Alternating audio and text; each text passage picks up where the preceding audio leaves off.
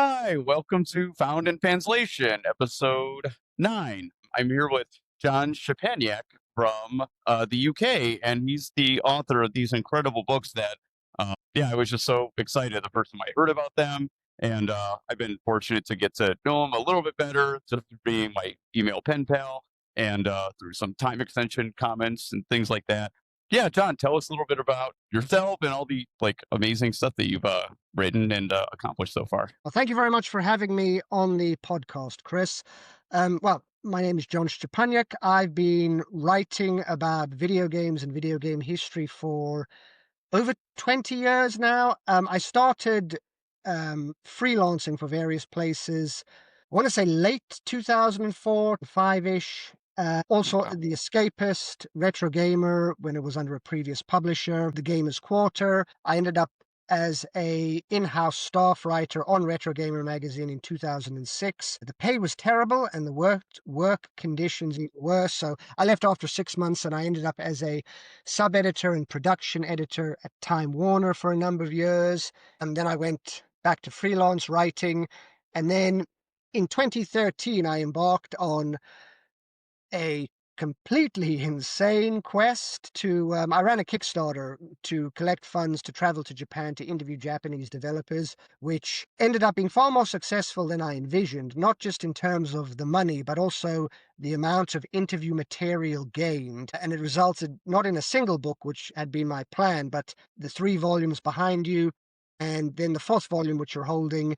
That's sort of an amalgamation or a collection of all of the various different freelance articles over the years that I still had the rights to, and those which I didn't have the rights to. For example, future publishing freelance contracts are awful. They gain or maintain indefinite international rights. I just included a little index if you wanted to look up specific issues of Retro Gamer with making of features. So I've been writing about video game history for 20 years now. I've interviewed well over 150 people, probably around 200. I haven't sat down and made a list of every single one, but the trilogy behind you has over 80 people interviewed in it. And so it's 2025 now, and I suppose I I ended up being the leading English language expert on the history of Japanese games. Yeah, so man, I just imagine working a retro gamer. I read all the forum articles on the game fan staff writers. I assume maybe it wasn't that crazy, but it sounds like not that far off. Maybe. Well, when you read about what happened at GameFan, where they go to Vegas and someone would bring a gun with them, and they'd be like weird things going on in the hotel room, and somebody would spike the coffee with LSD. Nothing insane like that happened at Imagine Publishing. It was just a case of you'd go in, you'd be earning. I once added up all of the hours that I worked on an average month, and I divided my salary over it, and I was technically earning less than minimum wage because the contracts said in order to finish the magazine or to meet deadline, you'll have to work extra unpaid hours. But we were always working extra unpaid hours, and every magazine was kept deliberately short staffed, and everyone was kept underpaid to encourage everybody to do internal freelance for each other's magazines. So I'd be writing for Retro Oh, Gamer, but then I'd have internal freelance for Games TM or a PlayStation magazine or an Xbox magazine, which of course you would accept because you needed the extra cash, and then you'd still work late on your own magazine. So, and the magazines, a lot of magazines didn't have editors; they had deputy editors running them, but doing the job of a full editor, but only getting the salary of a deputy editor. So the whole thing was very calculated and exploitive, and it was just an unpleasant place. And after 6 months, I was like, you know what? This is slave labor conditions. I failed my evaluation, my 6 months evaluation, and I was put on another 6 month evaluation. I'm assuming you have that in the US as well. And what had happened was I made a point of asking everybody's salary and then telling everybody my salary and also each other's salaries, because I thought to myself, this should be transparent and everybody should be aware of it in order to understand the exploitation going on. Because there was a guy who had worked at the company for longer. They had this big hiring recruitment drive, and it was me and like 10 other people.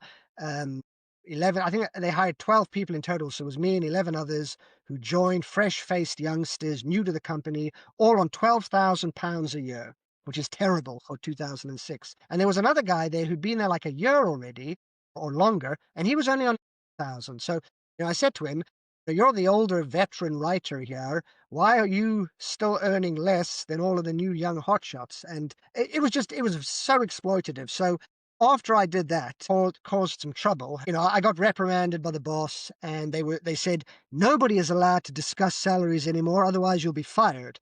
So that was like a new company policy. And then at the 6-month evaluation, they were like, "John, we're putting you on another 6-month probation." Can I swear on this podcast? Like, I almost swore Yeah, I there, don't and then I care. thought to myself, if this is meant to be family friendly, curb.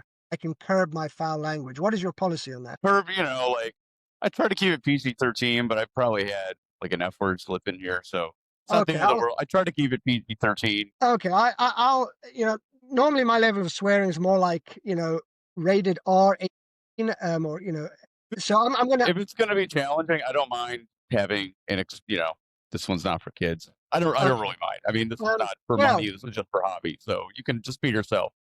I sat in that evaluation and I thought to myself, you can go fuck yourselves if you think I'm going to do another 6-month evaluation and still have to put up with these terrible conditions. So I handed in my notice, and the section chief, I'm not going to mention his name, but he was like the head of. He wasn't my direct boss. He was the boss of my boss. So he was like the section chief. He came into the office and he said, the section chief part of me should be saying, "John, please, you should stay with the company. You shouldn't hand in your notice." But the I'll use his first name, but the Simon part of me says, "Actually, you should just go, John. I don't want you here." And so I was so insulted by that I worked out my notice, and I fell into this wonderful job at Time Warner on a yachting magazine as a sub-editor, where I basically halved my workload because I was just reading other people's articles for grammar, but I doubled my salary. I was making like 24,000 a year. So like, just try to imagine, you've gone from incredibly long hours, really low salary, bullying bosses, or senior management, saying things like, "Yeah, I think you should just go because we don't want you here," like just awful, awful people. And suddenly you're working at this wonderful place, everybody's friendly, double your salary. The first month there, they were like, "Oh, John, the whole office is going to a yacht race. Do you want to be part of the racing team?" And I was like, "Yeah." So, there was a photograph of me at this yachting regatta doing the race. And I decided to print it off, and I bought the biggest thank you card I could find. And I sent it to the section chief, and I said, "Simon, thank you for listening to the Simon part of yourself and not encouraging me to stay there, because after leaving, I've halved my workload, doubled my salary, and as you can see from this photograph, I'm enjoying yacht races now rather than working in your crummy office." So I sent that in, and apparently everybody around him thought it was hilarious when he opened it at the desk. So that was Imagine Publishing. They've since been absorbed by Future Publishing. Like, I've witnessed several publisher bankruptcies. Live Publishing went bust. They were the original owners of Retro Gamer. Then Highbury Paragon went bust, and they sold a lot of their titles to Imagine Publishing. Then Imagine Publishing was bought out by Future, and there's been a couple of other, like, the problem with games journalism, especially back in the old days, I don't, is things were poorly funded, poorly managed. Companies tended to go bankrupt quite often, and then like a company would go bust, but it would sell all of its assets back to itself, and a new company would rise up with a different name in the same office with all of the same staff, but they'd write off their debt, which meant they would have effectively write off salaries that they had to pay to people. So I don't have the most positive things to say certainly about the old world of games journalism. I became very cynical and jaded. And actually, if you look in volume 5, which you've got there, there's a really vitriol fueled article towards the back of it where I'm, basically just kind of laying into everybody and laying it all bare, which Yeah, I I'd rewritten. remember that. Did you read this? Because I'd rewritten that piece multiple times, and I'd never actually put it out there because I'd always think to myself, "I don't know, John. Do you want to go with the nuclear option?" And then eventually I was like, "You know what? I'm going to put it out there." And because that's the truth. That's the way history was. And I kind of so I ended up doing freelancing. I worked at Time Warner for a number of years on the yachting magazine. I got myself a day skipper license. I'm licensed by the RYA as a licensed day skipper to sail yachts. I mean, the Wow. company sent me on a course to do that. You know, they were very much about looking after their staff and sending you for training if you wanted to. So it was wonderful actually. Time Warner were fantastic, and working on Practical Boat Owner magazine, it was fantastic. Some of the happiest career years of my life. Cool. And then at one point, I decided to try my hand at going back into freelancing again. And in 2013, I ran the Kickstarter and I produced the 3 books. And I've had a growing cynicism regarding the world of games journalism. There weren't a lot of the magazines have dried up or closed down, you know, as you would have seen. The last magazine that I really loved was Dave Halverson's Play magazine, because obviously he did Game Fan, they needed Gamers Republic, they needed Play, which I had a subscription to right up until it closed. And so I sort of felt like I was drifting away, or, I thought, oh, I've written my books, I'd like to retire now. And then Hookshot Media opened up time extension. Damien McFarren, who runs the site, asked me to do some freelance for them, and that's wonderful. That sort of reignited my love for writing. You know, they look after their staff. He's a great editor to work with. He's always got your back if there's a lot of people will be critical for no reason, or they like to just tear down a piece. And he's always got his staff's back.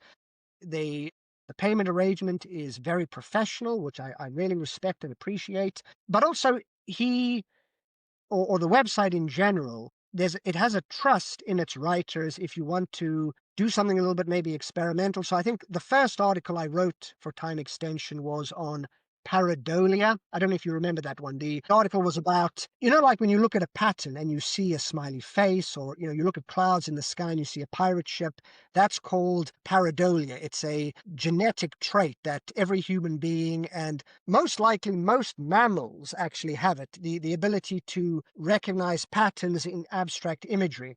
And so Cool. I No way. interviewed a neuroscientist about this, and with regards to, or in relation to, how this would have affected the early video game industry, because obviously, like Atari 2600 or even earlier, Okay. the graphics are really abstract, but you can still see, the dragon or a giant duck in Adventure or any game. Your mind kind of fills in the blanks.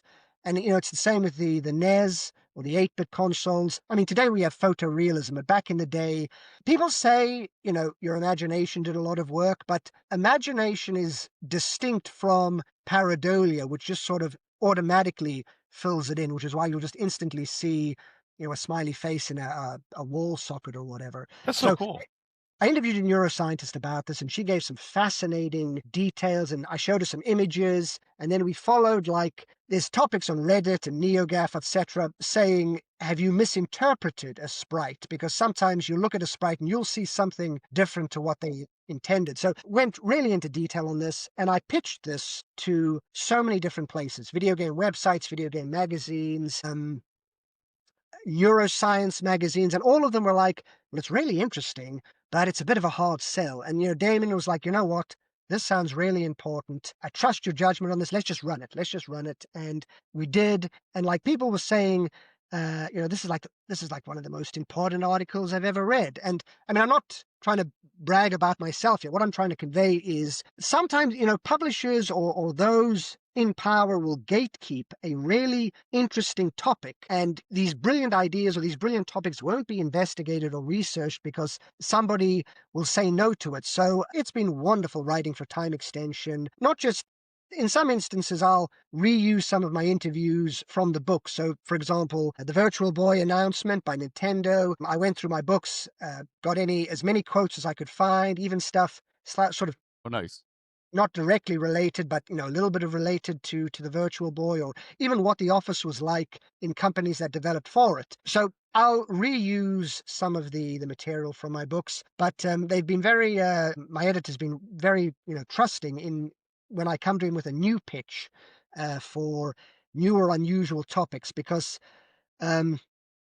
that's what motivates me. Is I like obscure things. I like undocumented things. I like to discover something new, if you know what I mean. I do talk a lot about the books, and I still do articles about them. But I'm always hungry for finding the next undocumented sort of thing. Sorry, I went on off on a bit of a tangent there. By all means, let's narrow or focus it back onto a specific question. No, yeah, and I always like I think the most interesting thing that I get out of just like doing this, because like again, I just do it for fun, and I think it's my own another small way that I can contribute to this hobby that is like not just been fun for me, but like given me my life, really outside of my you know outside of like my mom who only played pinball, but let me play, original Nintendo and Commodore and Atari and got me started with this. And my wife doesn't grow up playing games, but I've gotten her into like Mass Effect and like some narrative, you know, the games are Nice, my life, excellent. I mean, video games have been everything to me. Like, and not just because, I ran this tournament and I still play DDR competitively. It keeps me fit, but, just like, it was like the one place when I was younger that I had a place of like it gave me self-confidence, a place that I felt like I was in control of something and I was really good at something and I didn't have to be shy about it. Like I felt with, every aspect of my life in grade school outside of that. So so I just like to give back and I like for people to, tell their stories. And the reason I like doing this too is that you just meet like so many interesting people through gaming, and they have so many. It's like everyone has like an interesting story, doing something interesting. You have to be wired like a certain way to be doing something, with video games like on the level of like fan hacking or traveling across Japan and like interviewing all these people that are script games. So I do, like obviously that's what we want to, I want to, learn from you. So I'm glad to hear more of your story. And I think I have never talked to anyone about like, the games publishing industry. So, I think that's like super cool. Cause it's an aspect of this I didn't even intend to or expect to like get out of it. Yeah, I think and I'll just tell you like in general, like with the books, I think either you told me or you maybe said in the books that you did the first book thinking like I'm gonna do things that I think people are gonna really care about. And tell me your experience with that and where you went from there. Let's start with that maybe. So, it's a good question. Part of my motivation for starting the books was Oh, you a know what? I'm feeling. sorry. And we should. I always forget to do this because I always feel like most everything I do is like inside baseball.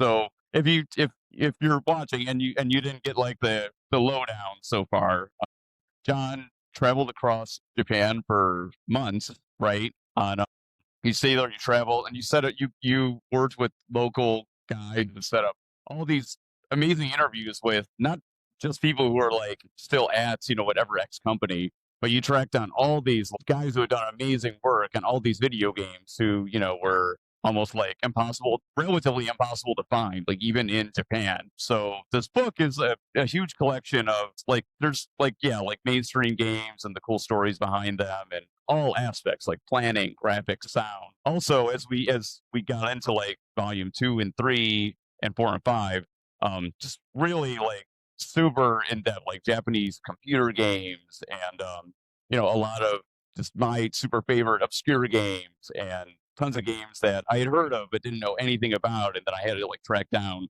after I read the books. So that's kind of what the books are, and I they're probably I've got a bookshelf back here with like my most treasured possessions. I think they're some of the most important works ever written about video games, honestly, because these guys are starting to, some of them have passed away.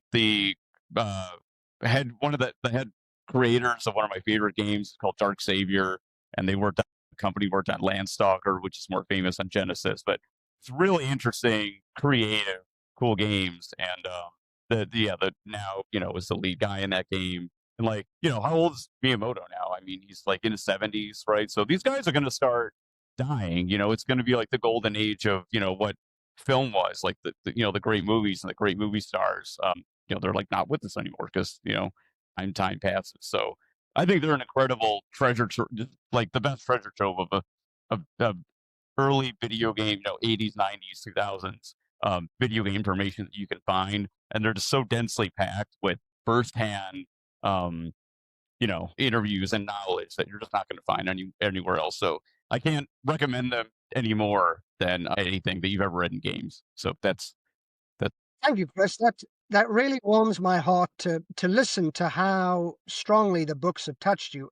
You mentioned Dark Savior. I think I should say to the listeners, Chris wrote. I actually got in touch with Chris, I think, first because Chris wrote an excellent essay on Dark Savior for the Sega Saturn and why it's such a memorable, important game, because it's one of my favorite games. And as you say, the lead creator, he passed away before I even did the project, but all of that kind of ties in with part of the motivation for doing the books is wanting more information from these developers and also the realization that they're not going to be with us for very long. So you mentioned, yes, love that game. That is, I highly recommend everybody attempt, however, whatever, by whatever means you can, try to enjoy that game, play through it. It's such a unusual game, a mix of 2D and 3D, a very meta storyline, which you need to play it through. It's quite short. You play it through multiple times. Oh, the Japanese version as well. Yeah, cover's way better.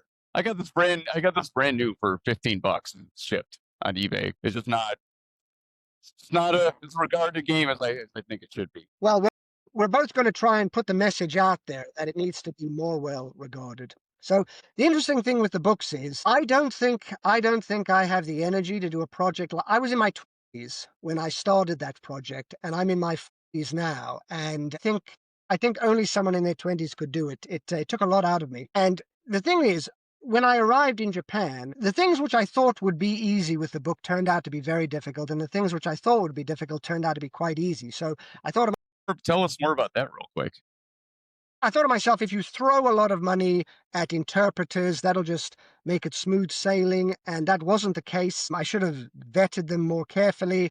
And in the end, I paid some professionals to listen to the audio and transcribe from the Japanese audio into English because I was worried about losing stuff. And I'll give you some interesting examples of that in a moment. But the thing I wasn't expecting was actually just how many developers I'd end up meeting. So to give you one example, I was having lunch with Yoji Ishii, the producer of Outrun, along with Yutaka Sugino, the creator of Arcade Shinobi, and Naoto Oshima, the artist who created Sonic. So we're all at Arzest having lunch, chatting, and I'm mentioning that no one knows where the creator of Alex Kidd is. No one's ever been able to find him to interview. And Ishii's son's like, oh, wait, I've got him on speed dial. He just whips out his mobile phone, calls him up at the lunch table as we're sitting there, explains to him, yeah, this guy from England flew halfway around the world. He's in Japan now. He wants to interview you. And then, like, a couple of days later, I just, it was like this sudden, spontaneous meetup. Met him, did a great interview. He spoke about how he'd never shown his face in some old Japanese magazine interviews. And then he was like, you know what? I think it's time to show my face. So I had a professional photographer with me, Nicholas Datish, took some great photos. He photographed him, did a long interview. I played rock, paper, scissors with him because obviously that's what's in the Alex Kidd games. So that was great. And a similar thing happened when I was in Hokkaido talking to some guys from DB Soft. Now, none of their games, nice, excellent. So you know what I'm talking about. This is the bad one, but I try to give people a visual because like I also have to remember that like a kid is helping me with the business this week on a couple gigs, and he's 22, but he's super into Capcom arcade hardware and like starting like a Naomi collection. These a lot of these people in super into retro games are just younger, so that they haven't seen a lot of the stuff. So I try to give a visual reference when I can. So I don't mean to interrupt you while you're talking, and you don't have to like comment if I like show something or anything like that. No, that's cool. And you raise an important point there because obviously because I'm so into this, if I mention anything that sounds weird or obscure and you feel that there needs to be a bit of explanation, by all means, just, interrupt and I can elaborate with a bit of information. So anyway, a similar thing happened when I was in Hokkaido. The DB Soft guys, they created Layla on the Famicom and a lot of Japanese computer games, which, none of their games really left Japan, so they were quite obscure, but they were important within the context of Japanese games, because, as you mentioned, one of the things I discovered is the importance of Japanese computer games and how they directly led to or influenced console games. So you've got a lot of game arts. I'm seeing, posters for Lunar and other games. So game arts started on Japanese computers, and there was a company predating them even, which sort of led to game arts being created. So I kind of got the backstory to all of these because there's a lot of companies now like Falcom Game Arts, etc., which players will recognize the console games of. Exactly. So, Lunar, I see Sylphid there. Yeah, I very interviewed underrated. Very cool game. some of the guys who worked on the computer game, which predated that one because that was the sequel. I don't recognize that one. It's Dinosaur Island. It's one of these weird Sega CD style motion FMV that's just like later sprites. But it's Yeah, a whole they made a couple whole games like this and obviously not band translated, but I'm gonna stumble wonderful. I'll through have it to with my I'll have limited to look into that. Japanese and there's some more. They also did Grandia. Grandia is probably their most famous game, maybe. I don't know if you'd agree with that. Well, I mean the new because it came out on PlayStation. I don't know, maybe not. Anyway, sorry. I just wanted to show a couple Game Arts games that I No, that's have. cool. Always feel free to do that. I've played Grandia. I started playing the Japanese version on the Saturn, and I decided my Japanese isn't anywhere near good enough to appreciate this, so I stopped. And then I played the localization on the PS1. I liked the visual style of it. For whatever reason, it just didn't grab me at the time. Perhaps I should not that I had any particular criticism about it.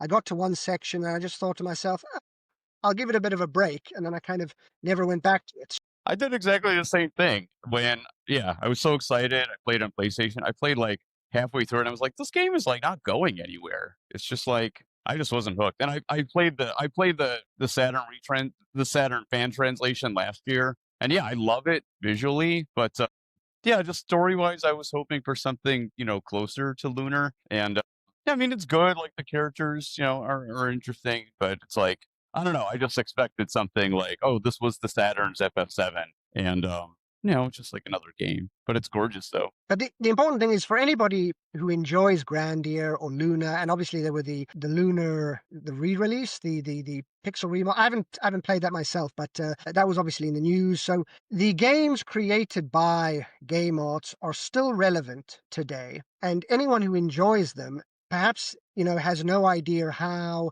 the company started out. So I remember I interviewed I think it was Kohei Ikeda.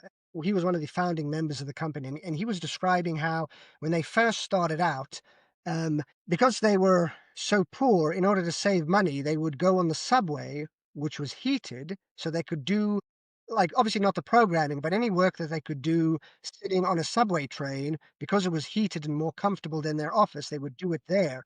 And it's like, and then they upgraded to a bigger office, a better office once they had a couple of hits under their belt. But I heard a lot of stories like this about how developers either started as computer developers and shifted to consoles, or they were massively influenced by computer developers. So, just to give you a random example, Hideo Kojima tweeted when he was working on Metal Gear Solid 5 that his inspiration, or one of the things he wanted to convey with Metal Gear Solid 5, is the same sensation he had when he played Hide Glide on computers.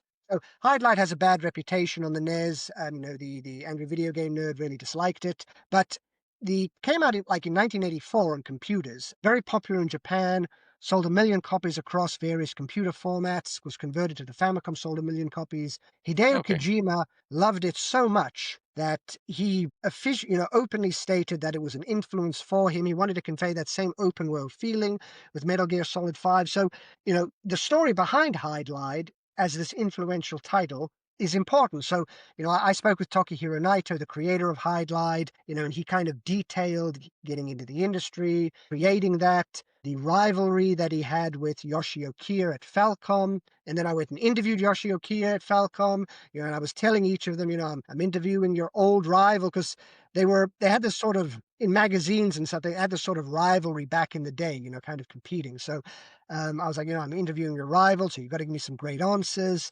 It was a lot of fun. I got a lot of great information.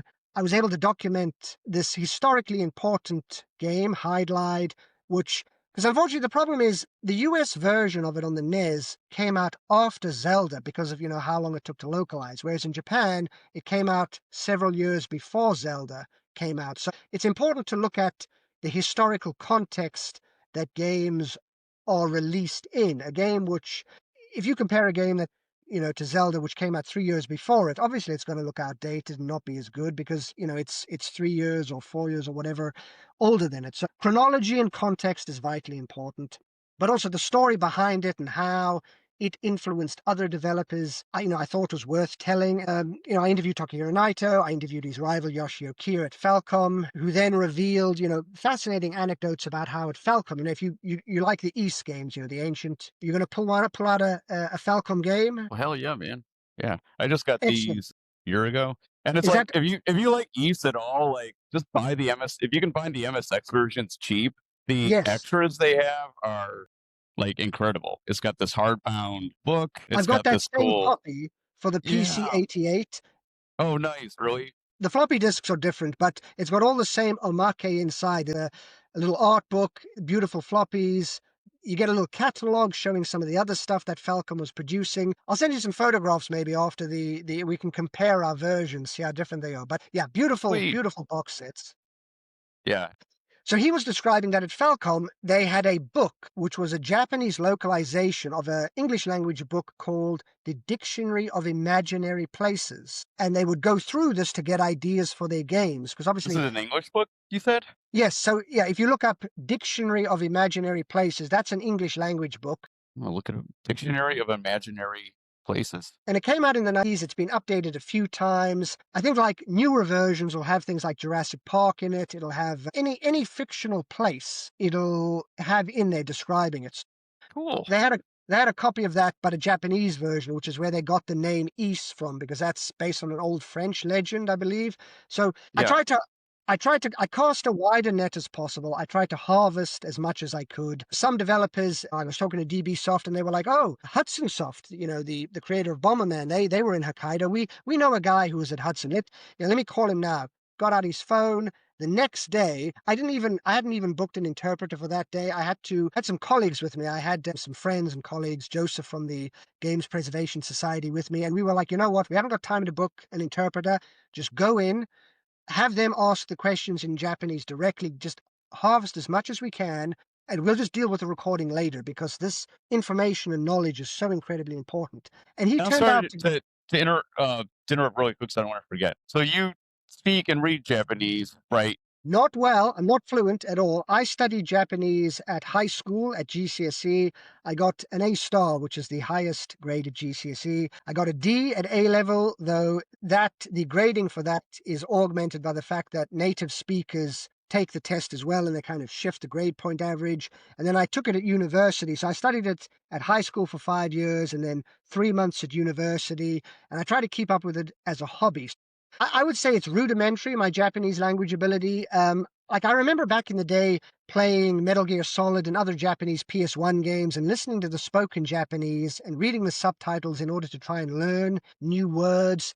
I played through Castlevania Symphony of the Night in Japanese, slowly, painstakingly reading the monster profile descriptions and the item descriptions. And that was okay. That was manageable. I'm very rusty. I've been out of practice for, I'd say, a decade now. And like any skill, if you don't work on it, you end up losing it. So I'm not fluent. Certainly, I wasn't fluent enough to transcribe it myself, but But you had pretty deep knowledge. You had study and you had knowledge, and I obviously mean, you want yeah, to so have it I knew as the accurate as you basics. can.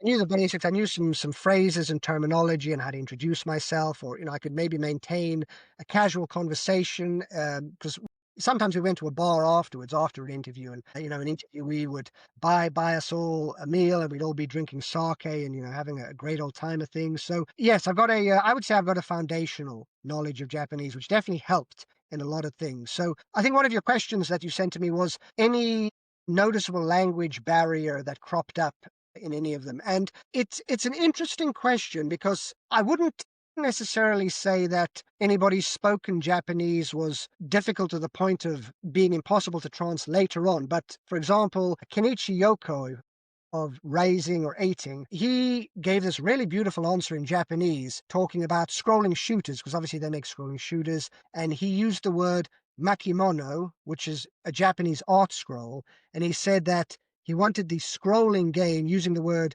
scrollu in Japanese. So scrollu and makimono.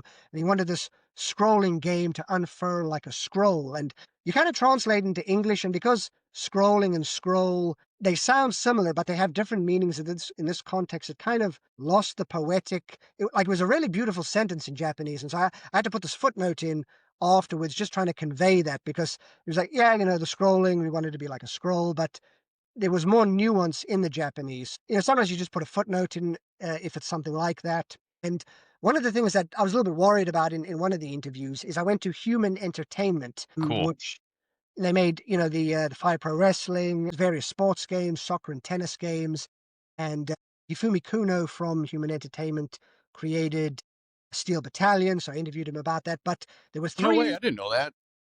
That's Yeah, yeah. awesome. So, and like I told him, like I'm a super fan of Steel Battalion. I bought it when it came out for the Xbox. I bought the American edition on import, and I was living with my parents at the time, and they had like an old caravan that you put on the back of a car when you want to go on holiday, right? So like an old trailer caravan, and I just hijacked it, and I set up a little portable TV, and I got some cardboard boxes, and I built myself a little cockpit, basically. So I had That's this so like badass. because I went all in. I went all in on the experience. So, I suppose, on the one hand, you kind of lose the experience playing on this little Sony Trinitron portable TV, but on the other hand, it really felt authentic, with this kind of cardboard cockpit around me, kind of locked in the back of this caravan, which I'd taken over. So, and I ended up completing all 7 difficulty levels. I went hardcore into playing that game. I loved it. So it was very exciting to interview him. But he also brought with him, he invited 2 of his colleagues that he worked with at Human Entertainment, and he also supplied a really good interpreter.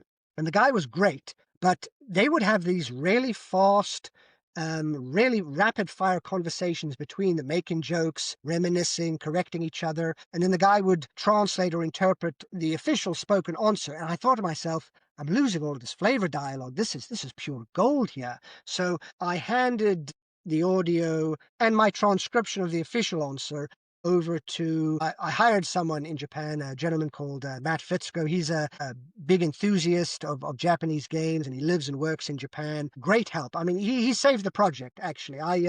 Um, if you ever seen, Forrest Gump, where Forrest, grabs Lieutenant Dan and drags him out of that burning forest, essentially, Matt Fitzko salvaged this entire project like that by taking on this enormous workload um, for very little money. He charged very little. Like by the end of it, I thought to myself, I felt guilty because I felt like I'd exploited him, and but he was like, I want to help you with the project. I want to get it all over the lines.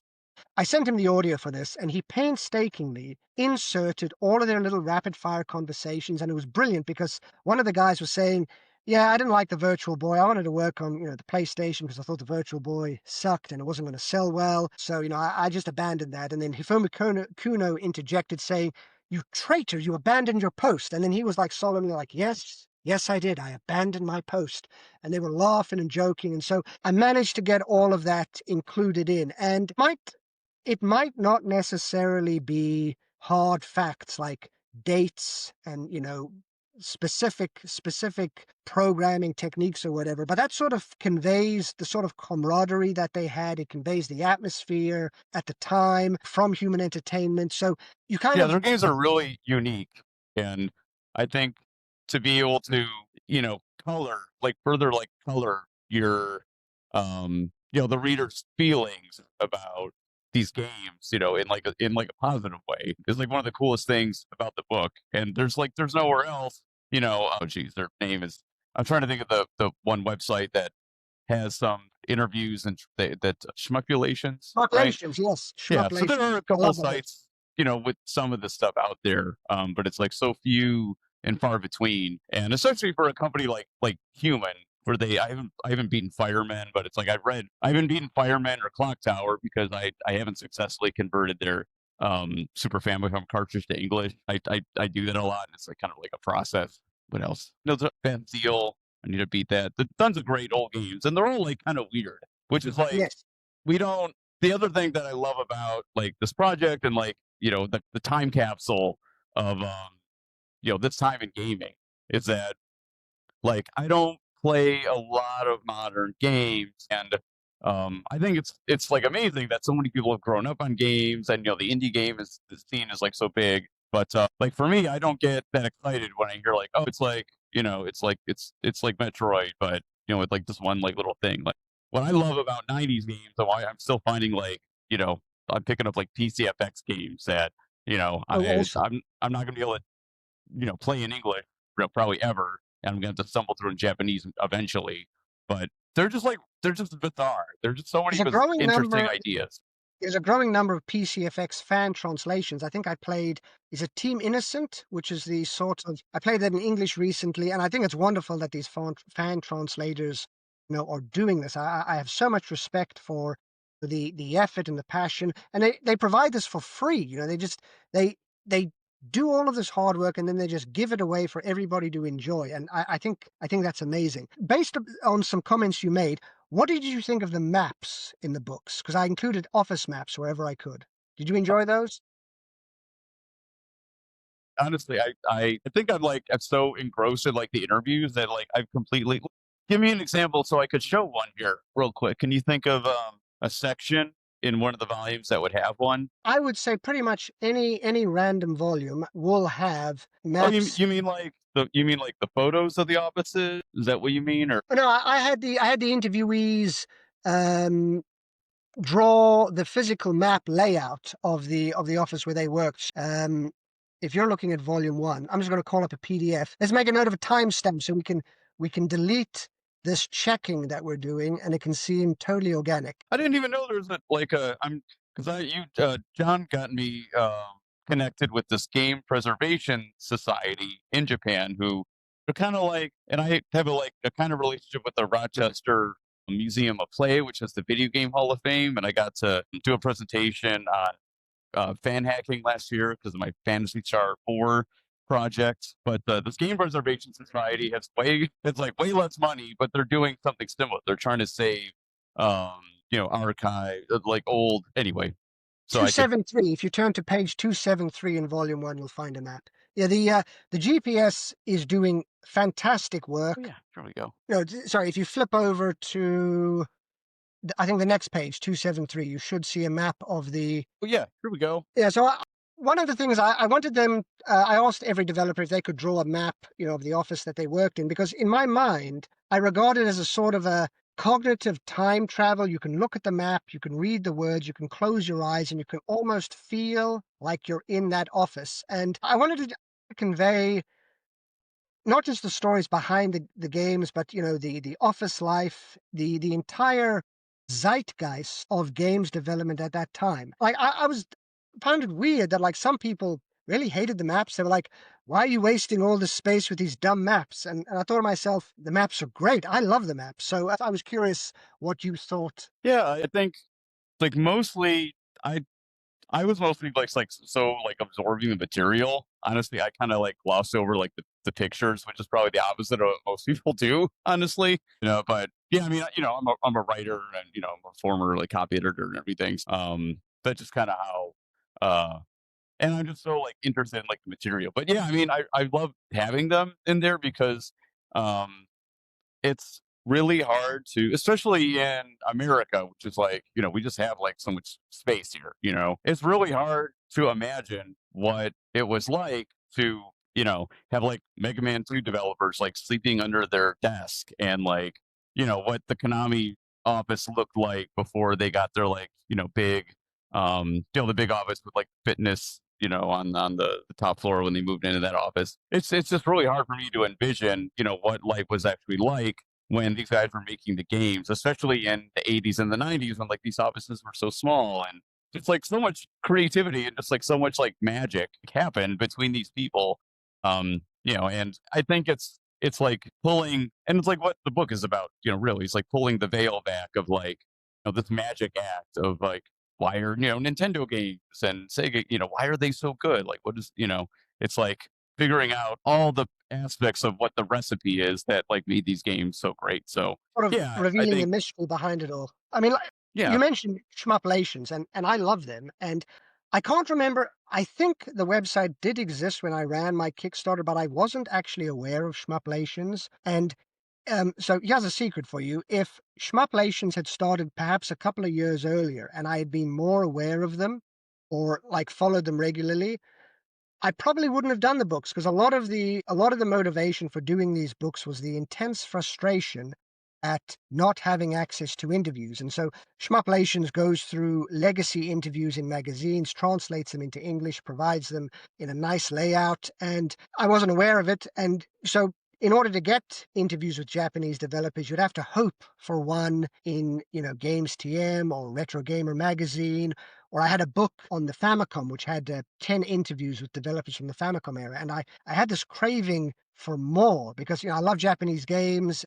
I can see from the Japanese games around your room that, you enjoy them too. And I really wanted to learn more about the hows and whys behind it, because while I will enjoy a opinion editorial, let's say in a video on YouTube or a magazine article, a website, which doesn't have developer interviews, I mean, that's fine. For me, a developer interview is pure gold. It's just pure value to read their personal anecdotes, their accounts, where they can clarify things without developer input. Sometimes, there might be speculation on why or how something happened. So for me, the most valuable thing is developer interview. Yeah, and I was just trying to think of, like, the same thing. I was like, "What's the first?" I was just, like, wondering, like, "What's the first anything like this that I ever remember?" And it's for me, it's the Exactly. working designs in the back of the manual, even with I think it do you have any of the TurboGrafx working designs games? I think they have this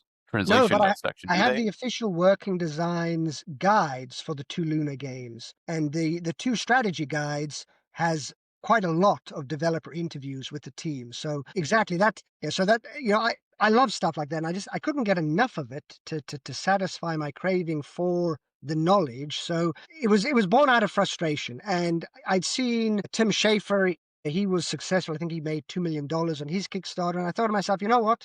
Maybe I can, run a Kickstarter, get some cash, and use it to get these interviews and publish a book. And it kind of it kind of got out of control because I ended up with so many developer interviews and still more which I had to turn down. I actually have a lot of regret about this aspect of it, because some some developers said, "Oh, I've got seven people I'd like to introduce you to." And at about the halfway mark on the trip, I had completely run out of spare days. There wasn't even a day off. It was like every single day I had to either go to an interview or go somewhere to do something important related to the book. So I completely ran out of free days. There were no days off. There was no space to fit it in. And so, for I'm example, sorry, how long were you there? 3 months. I was there for 3 months. Yeah, okay. So roughly 90 days, and I interviewed over 80 developers. I attended the Tokyo Game Show on one day. I went to Hokkaido for a few days. I did one interview on Skype because I couldn't. I believe he was in Nagasaki, and it was a little bit too far to travel. Mainly, I stayed around the Tokyo, Yokohama area, but I ended up with like so many offers of contacts. And one of the ones I regret particularly is I interviewed Hidenori Shibao. He made Paladin's Quest on the Super Famicom, a couple of other games. He was a journalist. He wrote video game guides. He wrote the script for The Fear, which is an FMV game on the PS2. So he did some mainstream stuff that left Japan and some really interesting, obscure stuff, which I was interested in. But also, he worked on the unreleased Metal Max for the Dreamcast, and he was telling me about that. I think he was the scriptwriter on it. And he was friends with the director, Hiroshi Miyaoka. And he said to me, if you want the full inside story on this unreleased game, I can put you in touch with him and also other friends of mine. And I had to turn him down because there simply was no further days available. I would have had to have cancelled something else in order to attend to it. So I turned it down. And as you do, you think to yourself, well, maybe I can do it later via email or something. And, I came back and I produced the 3 books, and he was in volume 3, and I sent him volume 3 of his books, and he posted on his Facebook, and then like a week later he died. And I was like, oh my God, I can't believe this. And I felt relieved that he was at least able to see his interview and share it with friends and family. And then I thought, like, I was shocked at that. I wrote the memorial or a memorial article for a couple of websites. As you said earlier on, I think before we started recording, even everyone, if you think to yourself, everyone, if they were in their 20s in the 1980s, that was 40 years ago, which means they're going to be in their 60s now. But maybe they were in their 30s, or maybe they were a senior developer in their 40s in the 80s or 90s, which means they're going to be in their 60s, their 70s, their 80s. They're going to be old. There's only a finite amount of time to interview everyone. And he was quite a young man, actually. I believe he passed away from a heart attack. But I thought to myself, no one is ever going to be able to document his words again. Any question that wasn't asked, that'll never be able to be again. And what we have is all we'll ever have now. And because he was describing um, the sequel to Paladin's Quest and an undeveloped third game, and he was detailing the story. And he said to me, it feels kind of silly to describe to you my plans that I had for the third game when I never made it. And I thought, no, this is great. Get it down, describe it, or share it with the world. And now you won't be able to get any more information on that. It's like, so that was a profoundly moving moment for me. And then I was hit with the guilt that I never took him up on his offer to speak with his friend who was the director, Miyaoka-san, on Metal Max. And I don't know how to get hold of Miyaoka. I don't know where he is. I don't have any other contacts who can get in touch with him. I briefly looked online. I couldn't find any obvious avenues to get in touch with him. And then I think a couple of years ago, some footage of the unreleased Metal Max, like it's several minutes worth of gameplay footage, turned up online. And I thought to myself, this game looks pretty far complete, actually. Maybe if I'd done something, moved heaven and earth in order to get that interview with him, not only would I have the inside story to this unreleased game, maybe I would have had a CDR of a pre-release beta or a test copy. So and when people say to me, you interviewed over 80 people, you did what you could in the time available. I do have regrets on turning down various people or not being able to do, because I interviewed over 80 people. That number could easily have risen to 120 people. Who knows? Because you interview one person, they put you in touch with three more. Those three people want to put you in touch with six of their friends, and it grows exponentially. And it got to the point where I simply couldn't add any more to the schedule. And that's one of the reasons why it took 5 years to produce all three of the books. The first one I Wow. tried to produce as quickly as possible in order to give the backers something, because they paid money for this. And a lot of people were upset that they wouldn't have gotten volumes 2 and 3, but it took me like another 2 years to do volume 3, and then or 3. It took me, I think volume 2 came out 3 years after starting the project, and then the third volume came out 5 years. It was like half a decade of my life had gone by before I was finally able to complete the trilogy. And it takes a lot out of you, Chris. A lot of people say to me they want to write books. Can I give them advice? And the thing I say to everybody is, absolutely, do it, document the knowledge, but make sure you've got the energy to go through with it. It's writing in itself. You write a small article or you create a small piece of artwork. It's a small piece of your soul that you're cutting out and sacrificing on this altar, as it were, to create things. And to create a book is doing that, but on a much grander scale. You are essentially locking yourself in a room for a year or more and having a conversation with yourself, except you're typing this conversation out onto the page, or you're transcribing conversations you have. It's a solitary but also grueling exercise to complete. Yeah, I don't like, if somebody said to me, he has 3 times the amount of money you had back in 2013. You want to go round 2 on this?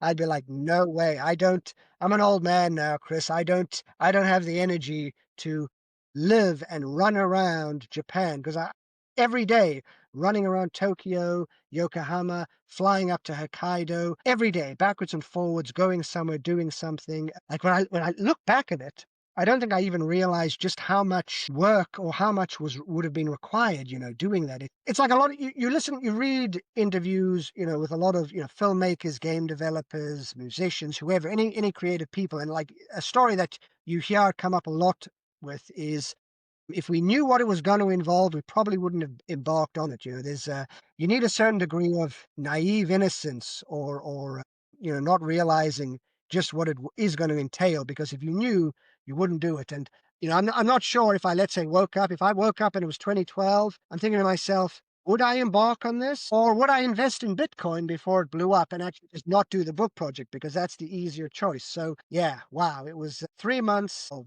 intense work and running around, and then 5 years of trying to put it together into these books. And like in the interim, I ended up putting on a lot of weight because I'm sitting, writing all day. So before starting volume 3, I ended up as a postman in London for 6 months. I did the postal route in around Wembley, which helped me lose a lot of weight, helped me build up some cash. I'm kind of like Charles Bukowski, but in reverse. He was a postman and became a writer. I was a writer who became a postman. So I did that, build up some funds, and then I decided um, I didn't want this to be, like the unfinished volume, like what happened to it. So, I sat down, knuckled down. One of the cool things about volume 3 is you like Game Fan magazine, right? I got Yeah, Casey the Lowe, best. who was, one of the main writers on Game Fan. I got him to transcribe the Japanese audio into English text. I got Terry Wolfinger to do the cover for it. So, Oh yeah, that's right. I It's love awesome. the fact, in my mind, volume 3, it's almost like it's kind of like an homage to Game Fan. I got a few members of the band back together, as it were, and we did some covers. It felt really cool to have Casey Lowe involved in that, and he did the foreword as well. And then Terry Wolfinger did the cover, and I interviewed Terry as well. So I'm incredibly pleased about that. And Yeah, I'm getting a one of my favorite. I'm trying to find one of my favorite covers over here. And Let me more than see anything, here. I'm really glad I was able to just finish the trilogy and get it out there, because wow, Oh, here we go. it was stressful. Yes, that is my favorite cover as well. I've got that issue with Guardian Heroes, and I think that's either got Police Notes or Snatcher in it. That is one of the best Oh, issues maybe that they produced, that's probably one of the. I mean, yeah, outside of just Guardian Heroes. and it's got Yeah. So Floating Runner on the PS1. So many great games in that issue alone. yeah. So I guess just because I feel I was extremely. I mean, I've been extremely lucky with my whole journey with games and everything. But if so just to give like a quick rundown, I guess, of like at least what Um, I'd like to hear about like British magazines because I've only talked to Maxim, who is with SMS Power and did the Fantasy Star One retranslation. So I got to talk to him, but I haven't talked to anyone else. Which I don't know a lot about. I hear a lot about like Mean Machines and like the magazines, but I'd like to. If just to give like a review of like American game magazines, kind of like what it was. There's Nintendo. We had Nintendo Power, and then Game Pro was like very like little kid friendly, but was like the big thing. EGM was like Electronic Gaming Monthly, was a little bit older audience, and then it was kind of like as the Saturn was kind of coming out, I was really unimpressed with Game Pro and EGM coverage of the Saturn, and everyone was like all about like this PlayStation, which had like no games, but it was like people were just like like slurping over themselves. Like, look at this! Look, I remember in like Game Players or something, it was like someone wearing a PlayStation memory card like on the necklace around their neck and saying like how sexy the system looks. And I was just like, this is like the dumbest shit I've ever heard of. Like, there's no games. Sony's never made games before. Like, why does everyone like care? And then I found out way later it's because Sony was throwing millions and millions of dollars in marketing, which was what Sega was doing with the Genesis. But in the Genesis also had like actually great games to play. And the this is I know kind of a tangent, but I have a Yeah, it's PlayStation. cool. Obviously, I got a PlayStation after the Saturn was dead, but the Saturn is still my favorite system. So Game Fan. Anyway, I found Game Fan in the issue of I'll show you the issue I have over here. And then the second one after that is the Yeah, blue cover, which covered story. yeah. Here we Yeah, go. that's it. There's that Yeah, yeah. one. I What love else is those in two here? issues. Two of my favorites. Yeah, so I found this very magazine, the same copy. So I got all my childhood magazines on the shelf in our local drugstore. And I was like, oh, someone's like finally doing something with the 32X. Like no one has thought, no one's given shine to 32X. And you open this magazine up, and here is like their layouts. Here's like their feature on Knuckles Chaotix on 32X, which is actually ended up being like a kind of a bad game, but it's an experience and it's really cool looking.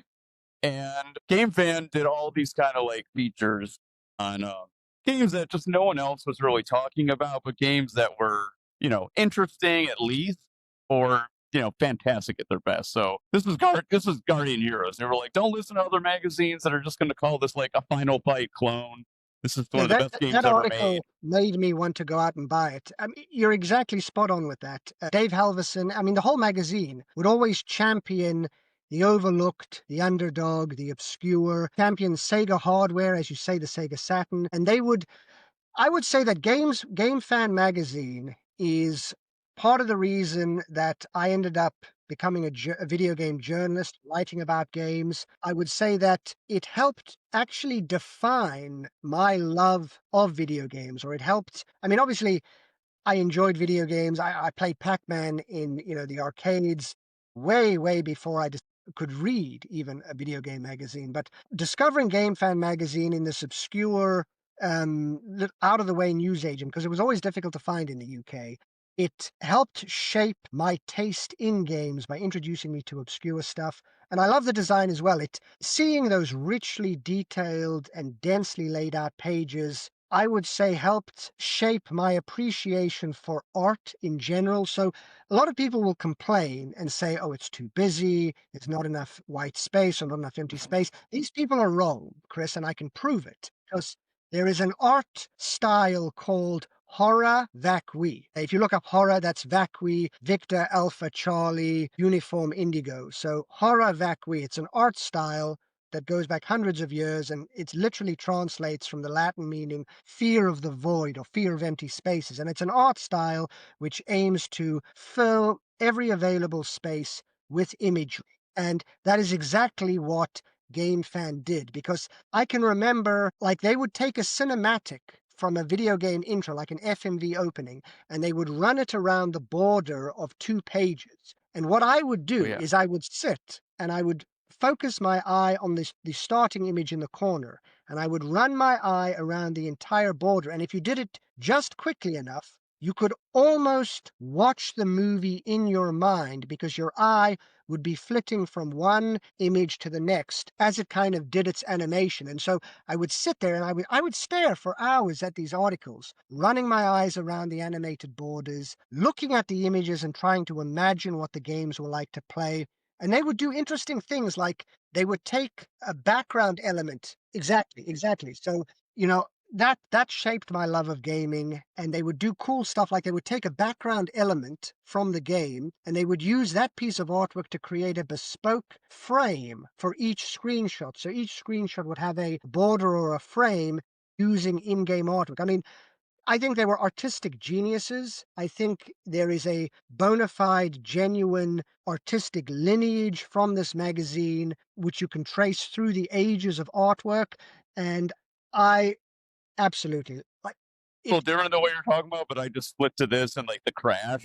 I never Exactly. thought So about what you're saying before. I never thought about it, but yeah, the car flipping and like making a little I slideshow out looked of at it. all of I these never thought about screenshots that. and it made me want to play. It made me want to experience these games. And as you say, some of these games, they might not have been necessarily amazing. Maybe they were B tier or mid tier style games, but they were always interesting, or they had some unique aspect to them. So, I have a lot of love for Game Fan. I have a lot of love for that magazine. And so you asked me what magazines were like in the UK. Do you want, Yeah. because I was actually born in South Africa originally, and I came to the UK in 1995. Oh Do no you want way. to know, should I just describe my introduction to magazines in South Africa and then in the UK and then working on them myself? Yeah, totally. That's amazing. One of the things that I started to give you like a quick thing at this museum of play, the Video Game Hall of Fame.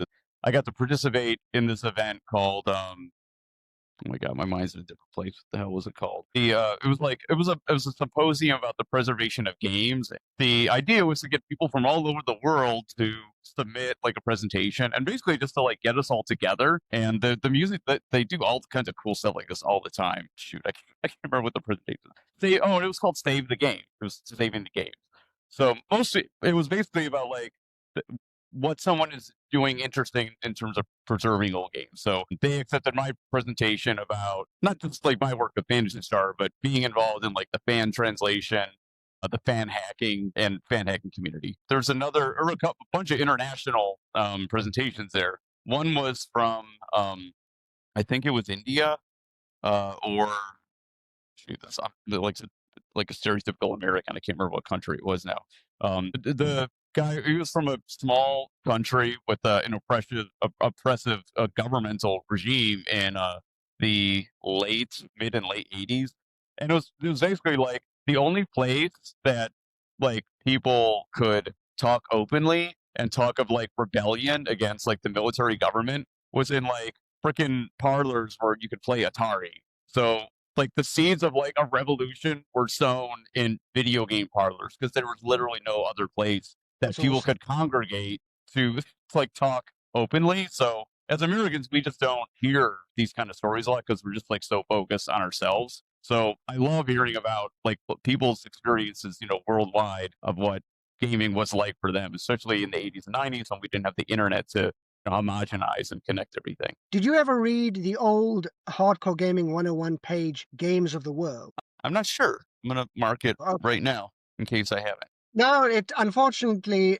when the server changed, I'm not sure if you can still access it with the correct HTML. When we first started it, I think it actually used Java for a little interactive map, and then Kurt moved the server hosting the files. So I think the HTML is all broken now. But at some point, myself and a colleague of mine on HD 101, Sam Durbu, we ran this Games of the World section on HD where we invited anyone from foreign countries outside of the mainstream, so not America or England or Japan, to write in with their unique local flavor for games, either locally developed games or just the arcade scene or whatever. And it was fascinating to because we got a lot of results, a lot of replies from people in Eastern Europe, Australia, South America.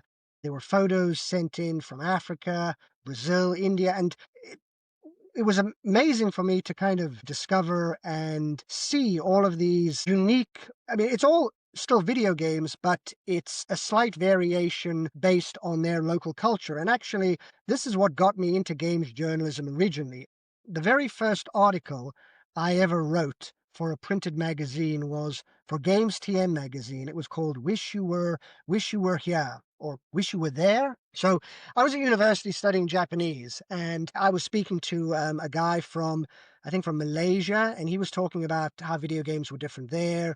And I had a friend who on the GameFAQs forum who was a fellow Metal Gear enthusiast, and he was from the Middle East, and describing how his dad imported an MSX to there. And obviously I came from South Africa, so I had Nice. my South African side of things. So I was speaking to all of these people I knew. I had a friend who grew up in Russia, and he detailed, what life was like under communism if you wanted to play video games. And I Wow. collected these little essays together, short just statements, just for fun. I wasn't thinking I was going to become a journalist. Brilliant. Yes. Nice.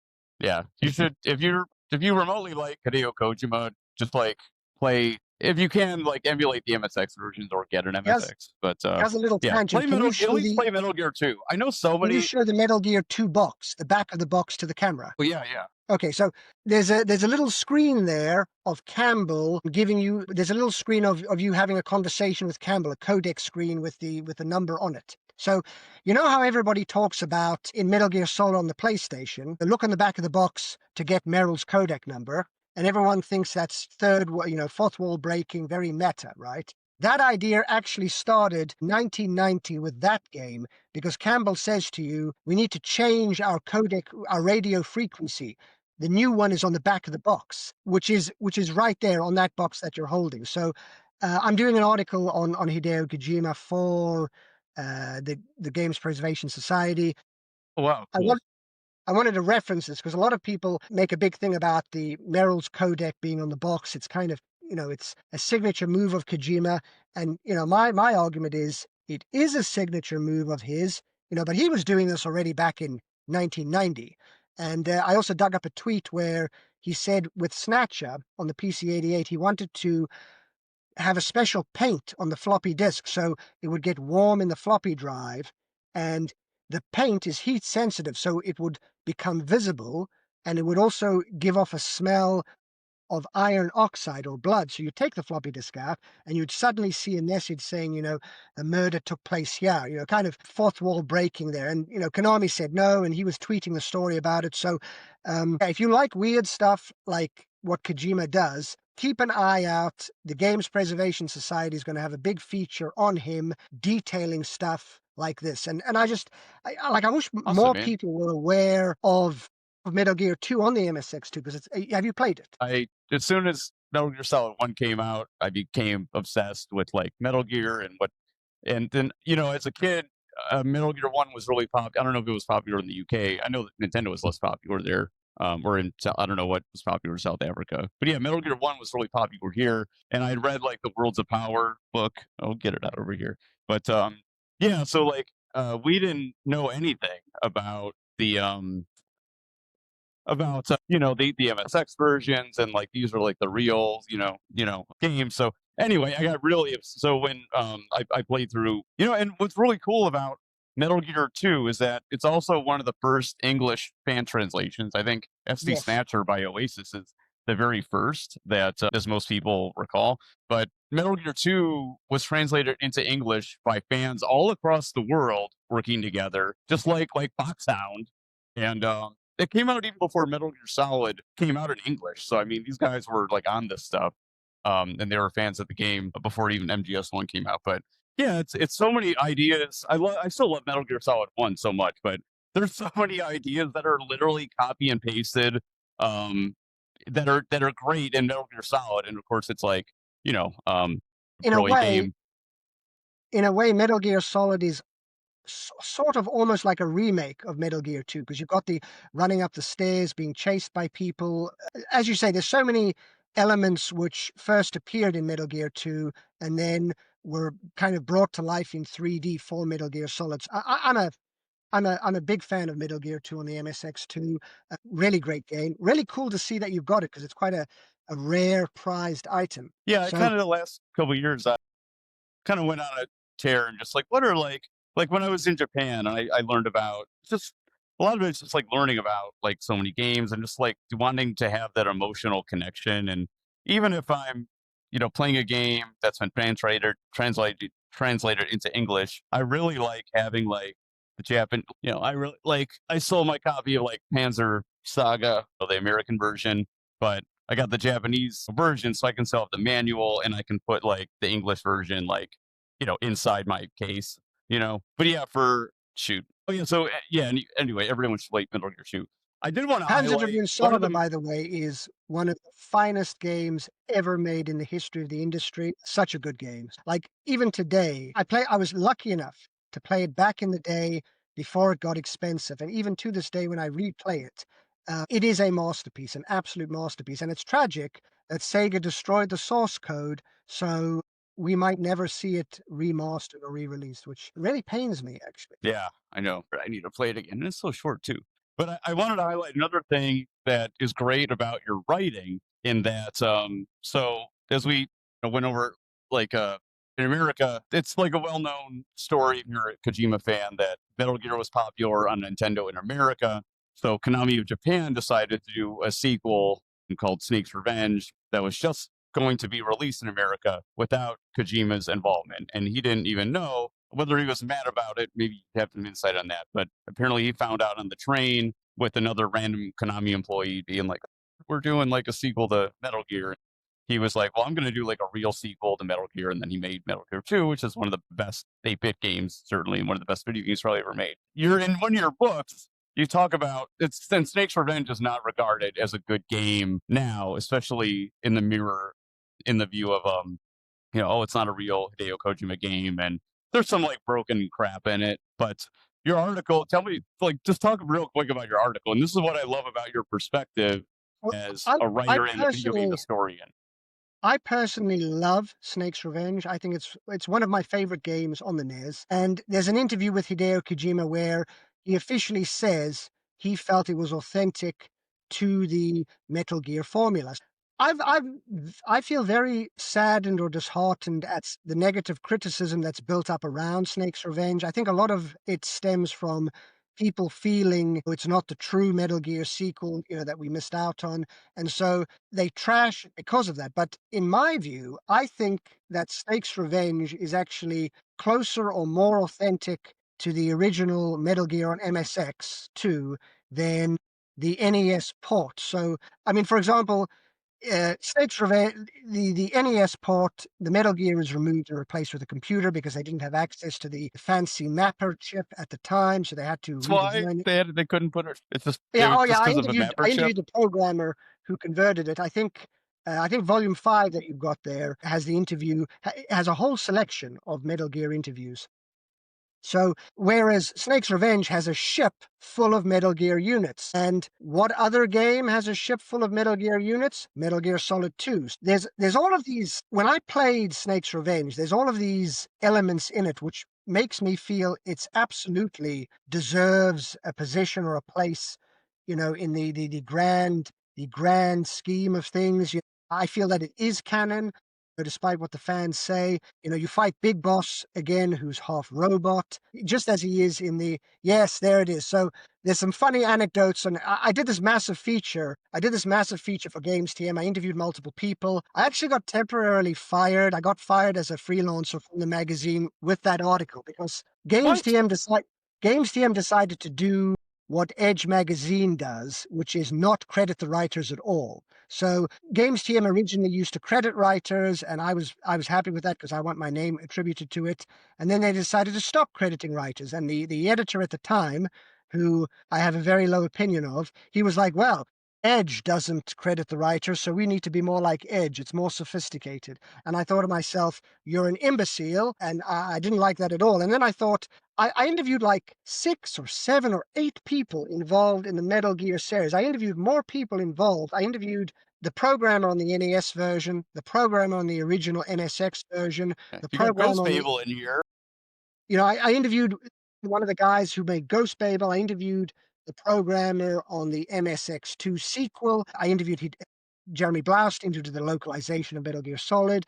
I interviewed the guy who converted it to DOS. He described the development of the DOS port. No way. So I even interviewed people like the guy who was in charge of Siphon Filter because I wanted to get a comparison with someone who did a different stealth game. And I also interviewed the guy who made Headhunter on the Dreamcast because I thought to myself, I'll interview everyone involved with every Metal Gear game, and then I'll interview a whole bunch of people who made games similar to Yeah. Metal Gear or influenced by it. So it was this. Love it. And you've got the EuroPal version. Nicely done. Yeah. Nicely done. I bought this because of John's recommend. I had always wanted to play this, and I bought it on John's uh, very, very, very high recommendation. And it's like, if you're a Dreamcast fan or a Sega fan, and you're pissed that we never got like in Metal Gear Solid, it's don't expect Metal Gear Solid in terms of like the production, quality and everything. But it's a really, really, really cool game. And it's really great. I'm in the Enjoy middle of it it on right its now. own terms. But don't play Yeah, the sequel.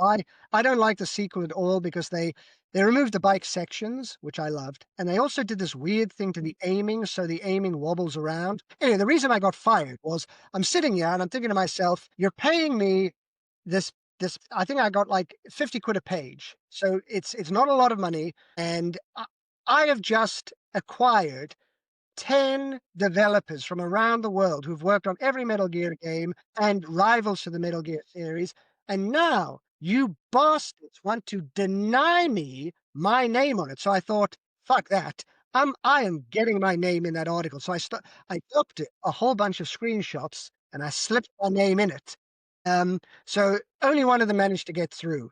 The one on the MSX screen where I doctored my name in, they got rid of that. The Metal Gear Online screenshot, you can see Szcz there. But the thing that got me fired was on Metal Gear Solid, it lists the staff on the opening, on the opening to Metal Gear Solid, Hideo Kojima and other producers or whatever. So when there was like a list of like 2 or 3 staff, I copied the font and I typed my name in at the bottom, and I thought, are they going to notice this? Is this going to slip through? And apparently, it was like hours away from going to the printer where one of the guys spotted it, and they Oh, had to have this emergency replacement of the screenshot. And then the editor was furious. He was like, trying to defy my orders. No one is meant to be credited in any article. So I got paid for it. He said, you'll get paid for it because we're contracted to pay you, but you're not writing for the company again.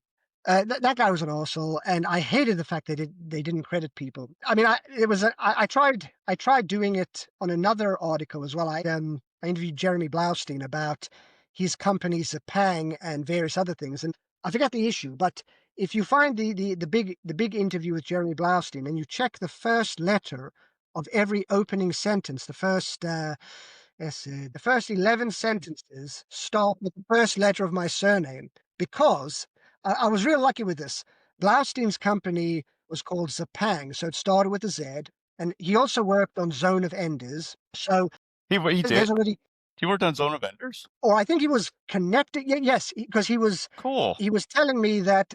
No, I don't think he actually worked on it exactly, but he was telling me that his daughter was called Zoe, and he feels that maybe he influenced. Kojima knew the name Zoe because they used to hang out with each other. That's right. I read that. Yeah. It's not specifically that he's got a credit on it, but I was able to mention Zone of Enders and Zapang. So that's 2 sentences starting with the letter Z. And I got my whole surname using the first 11 sentences. And then the copy editor thought that the opening sentence, needed rewording a bit. So they changed it slightly. So the first letter's wrong, but afterwards you've got Z, C, Z, E, P, A, and I, A, K. So I almost managed to sneak my name in. Essentially, hopefully that conveys to you how frustrating it was working with these people, these companies that didn't pay you well, didn't want to credit your name, treated you like garbage, treated you like shit actually, and then afterwards they would take your article, they own the rights to it forever, and then they would resell it to Italian, Spanish, German, French publishers, and suddenly you'd be on holiday. I'd be on holiday in France, and there'd be a French retro magazine, and I'd pick it up, and it's like, hey, this is my article, and it hasn't got my name in it. It's scrubbed. They would put fake writers' names in place of the real writers' names, because Retro Gamer would credit you, but then they would scrub your name from the foreign edition, make it look like these foreign writers had written it, and of course you wouldn't get paid for that, and you wouldn't even get a free copy. So very frustrating working for British magazines. Whereas, Time Extension, they are so good with crediting not only the writers, but also everyone who provides an image, photographers and stuff. So all I can say is, in my opinion, Hookshot Media is doing it right. It's crediting everybody correctly as you're supposed to, and it's very respectful. So I got fired for doing that Metal Gear article. Where were we? What were we discussing? Before Metal Gear, we were discussing my entry into journalism, writing about foreign cultures. Do you want me to get back onto that story? Um, Actually, before you mentioned another topic that is like I'm very personally passionate about. I do obviously want to talk about that too. And Well, actually, you're the before host, Chris. I mean, by all means, as you see fit. I'm trying to see if we're able. Trying to see if we can pause this really quick. Yeah, I'd like to go get myself non-alcoholic beverage to drink. Should we take a comfort break for a couple of minutes? Yeah, we'll just yeah. It's be faster for me to just tell everybody who's watching right now to you go get a beverage too. Do what you got to do, and we'll be right back. Feel free to get an alcoholic. We can't see it, so do what you got to do, man. But Oh yeah, no, I suspect I'm likely to dish the dirt on various frustrating elements in the industry without any chemical assistance. So understandable. Cool. we don't want to get me ranting here. I will. Yeah, I'll be right back too. You do your thing. Take care of that. All right. Maybe like 20 minutes because I'm talking to someone from England. Wow. We'll be done soon. Don't worry. Safety still. So while we wait for John to get back, yeah, I hope we can talk about Jeremy Blaustein a little bit, who's also just, yeah, I mean, Metal Gear Solid. It's one of the most important games I think ever made. And yeah, I mean, I truly believe that because of that, Jeremy Blaustein, who translated Metal Gear Solid 1, and his story by itself is just like incredible of like the work that he did in Metal Gear Solid 1. Yeah. Hey, John, how's it going? Hey, how you doing, Chris? Yeah. So before, yeah, well, I definitely want to get to that. I'm really, obviously we both love working designs, and we got to talk a little bit before we started recording about that. We I generally, we like their style of writing, and it was a big influence on us. Metal Gear Solid 1 is like similar. I still think it's one of the best written games ever made, and best acted games ever Yes. made. And I would always see in the credits of opening the game, because I would just replay Metal Gear Solid 1 on Extreme over and over and over and over and over again. So this guy, like, I was like, wow, this guy Jeremy Blaustein, that's like, I don't know who this guy is. I mean, this thing, it seems like an incredible job to translate all of this game, which is one of the best acted, and it's hard to like overstate how important I think Metal Gear Solid 1's actually like underappreciated in terms of its contribution to games in general, because even just like the quality of like writing in games, and like the like the vocabulary in the game, it's just like a quantum leap over anything that I can think of that was made before that. And part of like so he also worked on Snatcher, and it's part of why Snatcher is like such a good translation in English and great voice acting.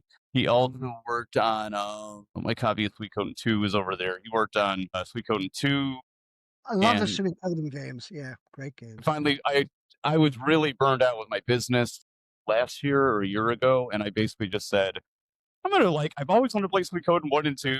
I'm gonna play through them with a guide, and I just kind of did that for like kind of like a solid month of just playing video games all day, and it was fun. I've always enjoyed talking with Jeremy Blaustein because he's worked on essentially some of my favorite games of all time, helping to make them available in English for me to enjoy them. So it's just something I wanted to ask you. Yeah, Symphony of the Night, love it, great game. Something in Symphony of the Night, just a little fact he told me in an interview is, the cube of Zoe, which I think it gives you the names of enemies as you fight them. Yeah, That's the name of his daughter because I think it's just called like Manifestation Cube in the Japanese version. So he put a little private in joke or whatever in there, which I think is so cool actually because it adds like a little bit of flavor to it. And I know Symphony of the Night has been retranslated, and some people maybe complain about the voice acting in the original, but I really, really sincerely, not ironically, I sincerely like "What is a man? A miserable pile of secrets" line. I think. It's got a kind of a Shakespearean feel to it. There's a kind of an energy and a passion. yeah. I like the I original. think it's I either I read from you or another interview. It's from something. It's not, and it's I'm not saying Yes, you like copied it, but it's something from classical, or he. It's not like he just like made up this like a ridiculous thing, or like quote unquote. It's something classic. I can't remember what it is. Maybe exactly. You're right. Now, I can't remember the source material either. I mean, I'm sure we can look it up or we can find it if we looked it up. But I think what I love about it is it's a literary statement or sentence from a well-known a piece of work, which young people obviously wouldn't have read and wouldn't have any exposure to. But by him transplanting that particular line, it's now made a whole new generation aware of this line, which perhaps would have been forgotten otherwise. So I quite like that. I wanted to ask you actually, Chris, because we were talking about Metal Gear Solid. For the first time, I played and finished Twin Snakes 2 days ago. Now, before I share my thoughts on that, do you want to share your thoughts on it, or what yeah. do you think of Twin? My best friend in high school had a GameCube and not a PlayStation, and the stuff, especially before I started taking ADHD medication when I was younger, I would just like tell everybody and try to really share my and get other people to experience things that I was passionate about. So like my friends would like watch me play through like Metal Gear Solid as we were like hanging out and stuff like that. And I promised I would let them play, but they were just like, "Oh no, you just play it. This is fun, like watching the cinematics and everything."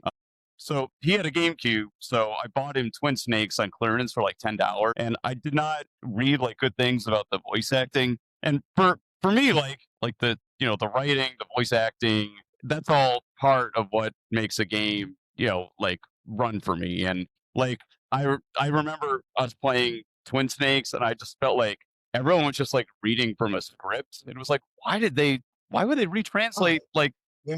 why would they retranslate this? And why do they make everyone re-record it? Everyone is so bored.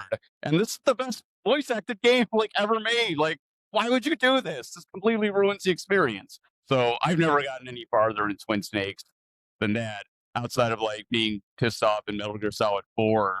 Well, I mean, that whole game pissed me off. But getting to the Shadow Moses stuff in English, they use like all the Twin Snakes dialogue, and it's just like Gray Fox. Then you just Gray Fox. It's like what? That's like one of the my favorite lines in game. Like so It that's lost that's my all of take. the emotion. I mean, it seems that we're on the same page with this because I forced myself to finish it and I disliked it immensely. And I dislike not just the voice acting, which loses a lot of the passion. So, for example, when Snake discovers who Gray Fox, the ninja is Gray Fox, um, the re-recorded lines lose a lot of the passion. But what troubles me is the retranslation, which it introduces nonsense words or just like I'll give you two examples. So when I interviewed Jeremy Blaston, he cited this example, and having not played it at the time, I'd read about the changes. I said to him, why would they change it, and I was kind of surprised at it, and I didn't fully grasp when he brought this up. And in the original, Otacon says it's not a weak point, it's a character flaw. I feel everything should have a character flaw, which sounded pretty cool in Metal Gear Solid. And then in Twin Snakes, he says, it's not a weak point, it's a weakness. And I thought to myself, that's ridiculous.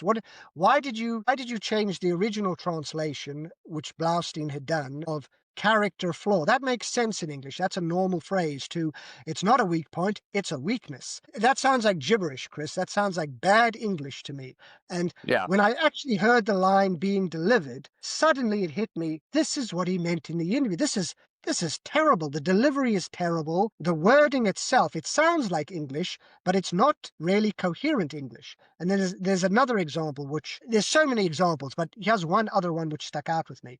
Liquid Snake is giving the speech on the top of Rex, and there's flames in the background. And in the original, he says, we're going to do this and that, and we're going to expand our sphere of influence, which makes sense. That's normal English. We're going to expand our sphere of influence. And then in Twin Snakes, they retranslated it, and he now says, our biosphere will expand. What does that even mean, Chris? It's nonsense. Like, because I've as you have played Metal Gear Solid so many times, and I love it. I think the localization is perfect. I wouldn't change anything. I don't feel that there was no part of the original where I thought, that could use improving or whatever. For me, the original game, the original experience, the localization, it's good as is. You can't smooth the ice. You can't polish it any further. It is perfect as it is. And Twin Snakes, by making these unnecessary changes and just introducing gibberish dialogue, it didn't flow right. It didn't sound right. Did you get up to are we allowed spoilers on this podcast, or should I keep it spoiler Twin free? Snakes or just Metal Gear General. Yeah, I would say Metal Gear Solid? I mean, I'm assuming everybody has played it by now. yeah, and it's like I don't I understand some people don't want to be. I mean, because I'm like that too. It's like I don't want to be spoiled by a sea snatcher, but no, like go let's go for it. So the death of Sniper Wolf in the first one, it's a tightly directed scene that, the music, that Irish music, the best of yet to come kicks in. She's clutching her rifle. I'm not gonna lie, Chris, I cried adult tears when I watched that. It is so emotionally moving. Odicon is quiet because he's in love with her, and you don't see the wolves. You hear them in the background. It is a beautiful, exquisite scene, one of the most emotional that I've seen in a video game. And the sequel Yeah, I agree. turns it into a comedy because Otacon trips over, so they're playing it for laughs because he's fumbling around like an idiot, which I didn't like. There's no music. They didn't. I don't understand why. Because the best is yet to come is one of the. Maybe you can insert the song into your podcast, Jeff, for a little bit for the viewers to hear. But it's a majestic song, very emotional. They barely used it at all in Twin Snakes. So the music, there was no music even in that death scene. Wow, how the can you whole picture thing that? was the whole thing was rejigged. I mean, you can look it up to see that I'm not exaggerating here. They butchered this beautifully directed emotional scene, and they played it for comedy, and they changed the dialogue. I was very dissatisfied with all of these elements. I mean, and I disliked other things as well. I don't understand why the start button on its own does nothing if you push start, but if you want to access your codec, you have to push start and A button at the same time. I don't understand why they couldn't have just had you access the codec by pushing start. Why does A? Little pedantic things like that irritate me. The lighting wasn't right. The voice acting was redone without emotion. They introduced gibberish dialogue. It's not a weak point, it's a weakness. What does that even mean? That Yeah, oh my god. our biosphere is going to expand. He means our sphere of influence. That makes sense. That is logical English that I can process in my mind. But they changed it to our biosphere. What does that mean? What is that meant to convey to the audience? These are three examples with the death of Sniper Wolf, but I forced myself through gritted teeth to finish Twin Snakes, and at every instance, I was calling up videos on YouTube of the original because I think to myself, maybe I'm just remembering it wrong.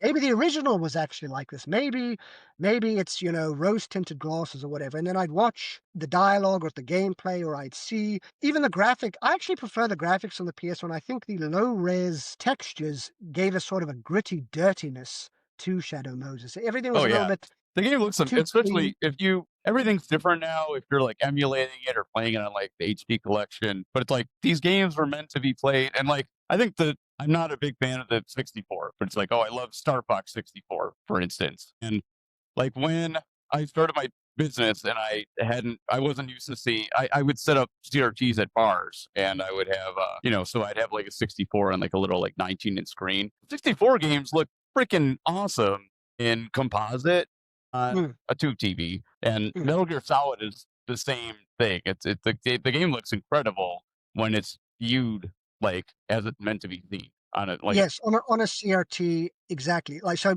I'll play a PS1 game with RGB output, and Metal Gear Solid RGB signal on a CRT. There's a natural blending of the pixels. I mean, I'm sure you've seen the memes on the internet of, the difference between CRT pictures and how they look on modern like screens. But yeah. yeah, these games are made for those screens. And speaking of if you mod the N64 or RGB output, which some US models of N64 can be modded, I've got one, it looks even better. Oh yeah, it just as an aside, I'll show you something real quick because I've only been to England once. I got to go there with my wife for a wedding, and Oh, when was this? this was at a retro 2016. Okay, So I was like, this never got released uh, in America, the style of nice, 64. So I picked this up while I was there, and I did just put American Guts, and I modded it for RGB so I could right. play it in like my setup. And it's like, Oh, what a cool 64. that's so cool. So you kept the shell, the aesthetic design of the shell, but you replaced the innards with the superior 60 hertz American model. Is that correct? Yeah, which I hate. I still have my PAL version and everything. I hate doing this stuff, like just replacing the shell. But there's no way that I could find to I think it's modify the fabulous. hardware to do NTSC at 60 hertz like properly. So I was just like, no, well, But yeah, I Now just thought this you'd enjoy that. actually reminds me of a funny story. Do you know Lost Odyssey on the Xbox 360? Yeah, I never played it. It's Okay, cool. so the American box or the American and Euro boxes are terrible. They crammed like 3 discs on a single spindle, and they didn't have room for the 4th disc, so they put in a paper envelope, but the paper envelope over time leaches residue onto the top of the disc, so it doesn't work, and the art is crap. So when I was in Japan, I saw a junk bin, and for 200 yen, which is like what, $2, there was the Japanese one, which comes in a much bigger box. Every disc is on its own little plate. It's got Japanese washi paper, that thick, fancy paper that they do the posh art on. It's like a kind of a coarse paper with gold leaf. It's such a beautiful package. So I bought that. I gave the discs away to a friend because I didn't want to play the Japanese discs, and then I just put my Euro discs in the Japanese box, and it's like the best of both worlds. So when I saw, your reskin with the N64, I thought to myself, yes, that is a brilliant idea. More people should do that, actually. That's fantastic. Yeah, I think it's fun. It's like I try not to do emulation or anything that's like quote unquote I don't know, let's say like not kosher.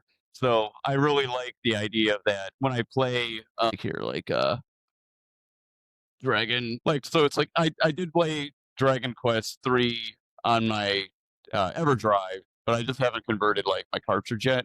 But it's just something fun because you can. This is a whole other thing I could do, but like it's basically like if you never like looked at the inside of a card, you can take the EEPROM off, and either if it's a Genesis game, you can like literally just program an EEPROM and put it on here and put like the English version on, or Oh, so you actually replace EPROMs on your Japanese games? yeah, let me quickly. I'll show you one here real Oh, that's quick that I awesome. probably have open. So do you have an My Fantasy EPROM Star. burning machine or a writer, basically? Yeah, it's called a T. Oh yeah, here we go. Yeah, they're pretty cheap. It's like a TL. There's like $50, and the EPROMs are getting more expensive because you can only get them off of I just get them off of AliExpress and like Terrace and everything. But yeah, it's still inexpensive to do, and it's nice having like your own cartridge. So there's Fantasy Star 4, which is like I did my project on. So it's like I made a bunch of these for me and for different people. And what sucks is every time I do a new version of my patch, I have to take these off and program a new one. Yeah, Genesis ones are really easy. I know it's a whole different side here, but yeah, you just get like a blank EEPROM with the right size. And for this one, you just have to do two. 'Cause that's just how Fantasy Star 4 came. And yeah, you just program like the English version or like a fan hacked version. So I've got fan translated. I've got lots of fan translated games like in box. Like oh here's my like latest one. And here's another one I have. Like Crusade Recenti is like it's like a $1,000 game or something ridiculous. I just got the Mega Drive version.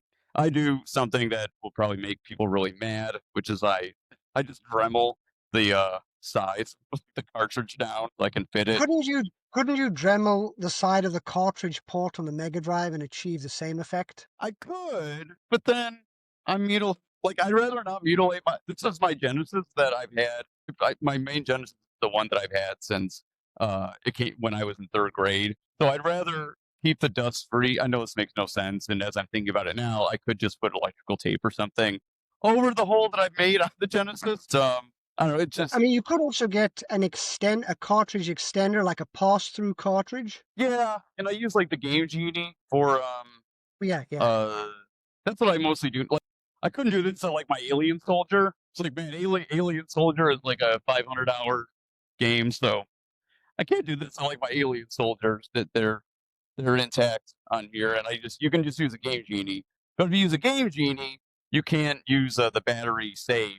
Someone could correct me if I'm wrong, but I don't think if it's attached to the Game Genie, even as a pass through, I don't think you can I save. wasn't aware of that. Yeah, so this is my latest one. Is I just did Monster World 4 because I was on it's beautifully animated. I always wanted to play this, and I just did yeah, same thing. I Well, just these are electrical tape excellent. the thing. I'm really impressed with this. So you have basically the whole experience of the package and the artifact itself, the original cartridge, even with the original label, but by changing the EEPROM, you can enjoy it in your personal native language. That's excellent. Yeah, and I know But it's like that's hardcore, Chris. That is hardcore. I'm pretty crazy about games, and I always tell people it's like whatever you need to do.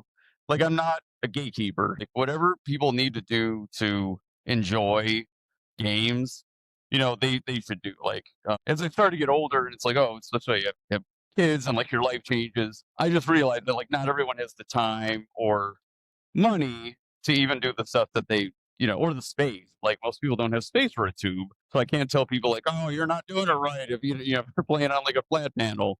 Um, we all have levels of our fandom or whatever, and we all have levels of what is realistic.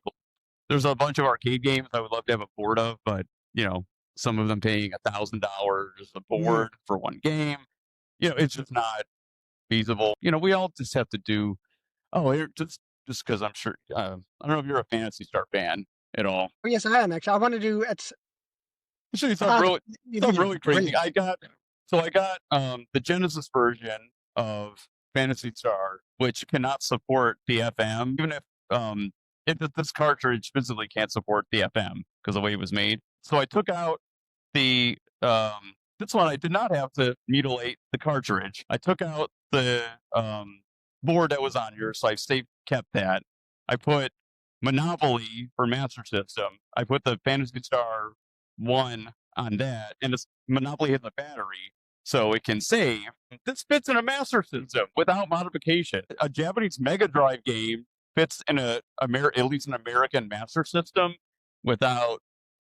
I'll Oh, just show wow. you because it's like it's so crazy, just like so weird. That's right. I seem to recall that it uses the Mega Drive's ability to play the Master System games. So this cartridge, it basically has the Master System with a software power base converter, essentially, like the original Japanese cartridge of this, the the Mega Drive re-release. So just a Master System board inside the shell of the Mega Drive. I just thought you'd like find this amusing. And to my surprise, I didn't even have to modify. So this is basically a Japanese Mega Drive game that I got to work in a Master System, and it just happens to the pins line up perfectly. Isn't that weird? I love it. A cool, weird trivia, that is what I live for. I love discovering, little anecdotes like that. That's brilliant. So it's nice. So it's like I have an American copy of Fantasy Star, but I mean, like if you're a Fantasy Star fan, you got to like have that art, on your Mm. shelf, like the amazing poster. I So feel I'm a crazy person. I like to have whatever emotionally connects you to a game is what I feel like people should do. Whatever gets you to actually especially play the game. especially beautiful games like this and RPGs with their detailed manuals. I feel very lucky that I was able to play the original Fantasy Star on an actual Master System. I think I played through it back in I want to say 2004 Cool, or really. 5 on a CRT. I loved it.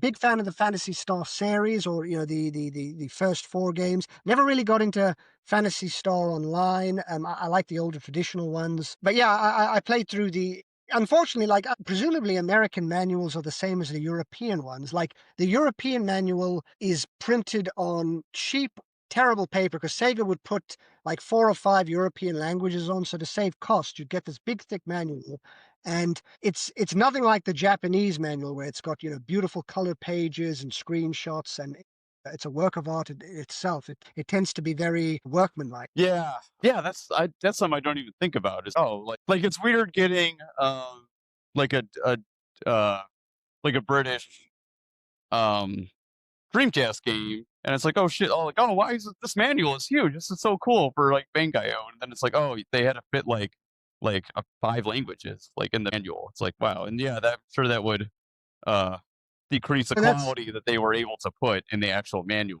for you. that's the uncensored British version, because I believe the continue screen is different in the US version because there's a sort of a controversial image of you know what I mean? You know what I'm referring No, to? I didn't even know that. I just bought the British one because it was cheaper. Oh, okay. So I hope I'm not remembering this wrong, Chris. Make a note of the timestamp. We might need to delete this, but my memory of it goes like this. The Japanese and the British version, the continue screen has what looks like someone in a KKK uniform chasing a naked child with a pitchfork to stab at them. And then obviously that would, it's not really KKK, but it's just sort of like kind of a white ghost sheet, and it looks a little bit controversial. And that was completely changed for the US or American continue screen, which I thought was kind of amusing. So if you've never seen the continue screen, look that up. There is a slight variation there, which is ironic actually, because obviously when South Park, the trick of the stick of truth came out, the European version was censored, whereas the American one wasn't. So yeah, you asked me earlier on about what things were like in different parts of the world. Before we do, I just want to make, and I do want to talk about that. And probably my wife is actually with our kid upstairs, so I should probably within like another half an hour like wrap this up. I'm just making sure I'm still recording here because I am. I think we're.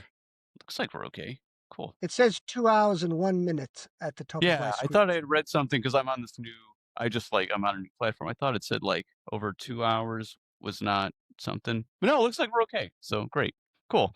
Yeah, so yeah, let's go.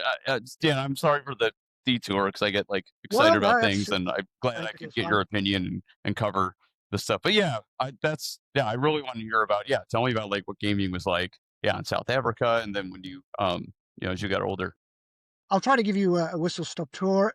in South Africa, most kids played on a bootleg Famicom. So my first games machine was a Famicom clone. There's a video I put on YouTube of they were even manufactured in South Africa. So there's a Reggie's Entertainment System, which looks like a Japanese Famicom, but it's a South African manufactured bootleg clone of the Famicom. So we get these little rectangular cartridges and our magazines, because English was the main language with Afrikaans. We would get English magazines from America, EGM, Game Fan, a lot of EGM. I don't personally recall seeing Game Pro or the other magazines you mentioned. And then, of course, we had a very wide selection of British magazines. So it was this strange melting pot of imported goods from America and Europe coming into South Africa. Like you go to a games store and because at the time there wasn't a lot of official support from Nintendo. There was a little bit of official support from Sega. They were trying to make inroads in with their official Mega Drive in South Africa. Nintendo didn't really support it, so you would have to import or buy a grey import or a bootleg Famicom. So my introduction to gaming was this strange melange of, American influences and British influences and direct Japanese influences. So, I would That's have a cool. copy of Ice Climber, which would have the seals, which you would have to club, whereas in America they change it to the little fuzzy white things. Oh, I didn't know that. Yeah, so that was kind of censored when it came from Japan to America, but I was playing the Japanese game, and so I have vivid memories of, you'd go in a video game store and there were no boxes, it was just bootleg cartridges, and it was a kaleidoscope of different colored cartridges with anime labels, and you couldn't always match it up to the games which were covered in EGM or a British magazine because it was, Japanese bootleg imports. So, like, there's a really weird example from my childhood where I went into a store and I wanted to buy Super Mario Brothers 3, and they said, "Oh, we've got a whole bunch of Super Mario Brothers. Try Super Mario Brothers 3 or 4 or 5 or Super Mario Brothers 8 on the Famicom." Now, this doesn't exist. What this was a bootleg copy of Don Doco Don 2, which had been reskinned for the main character to look like Mario. It was basically a sprite hack.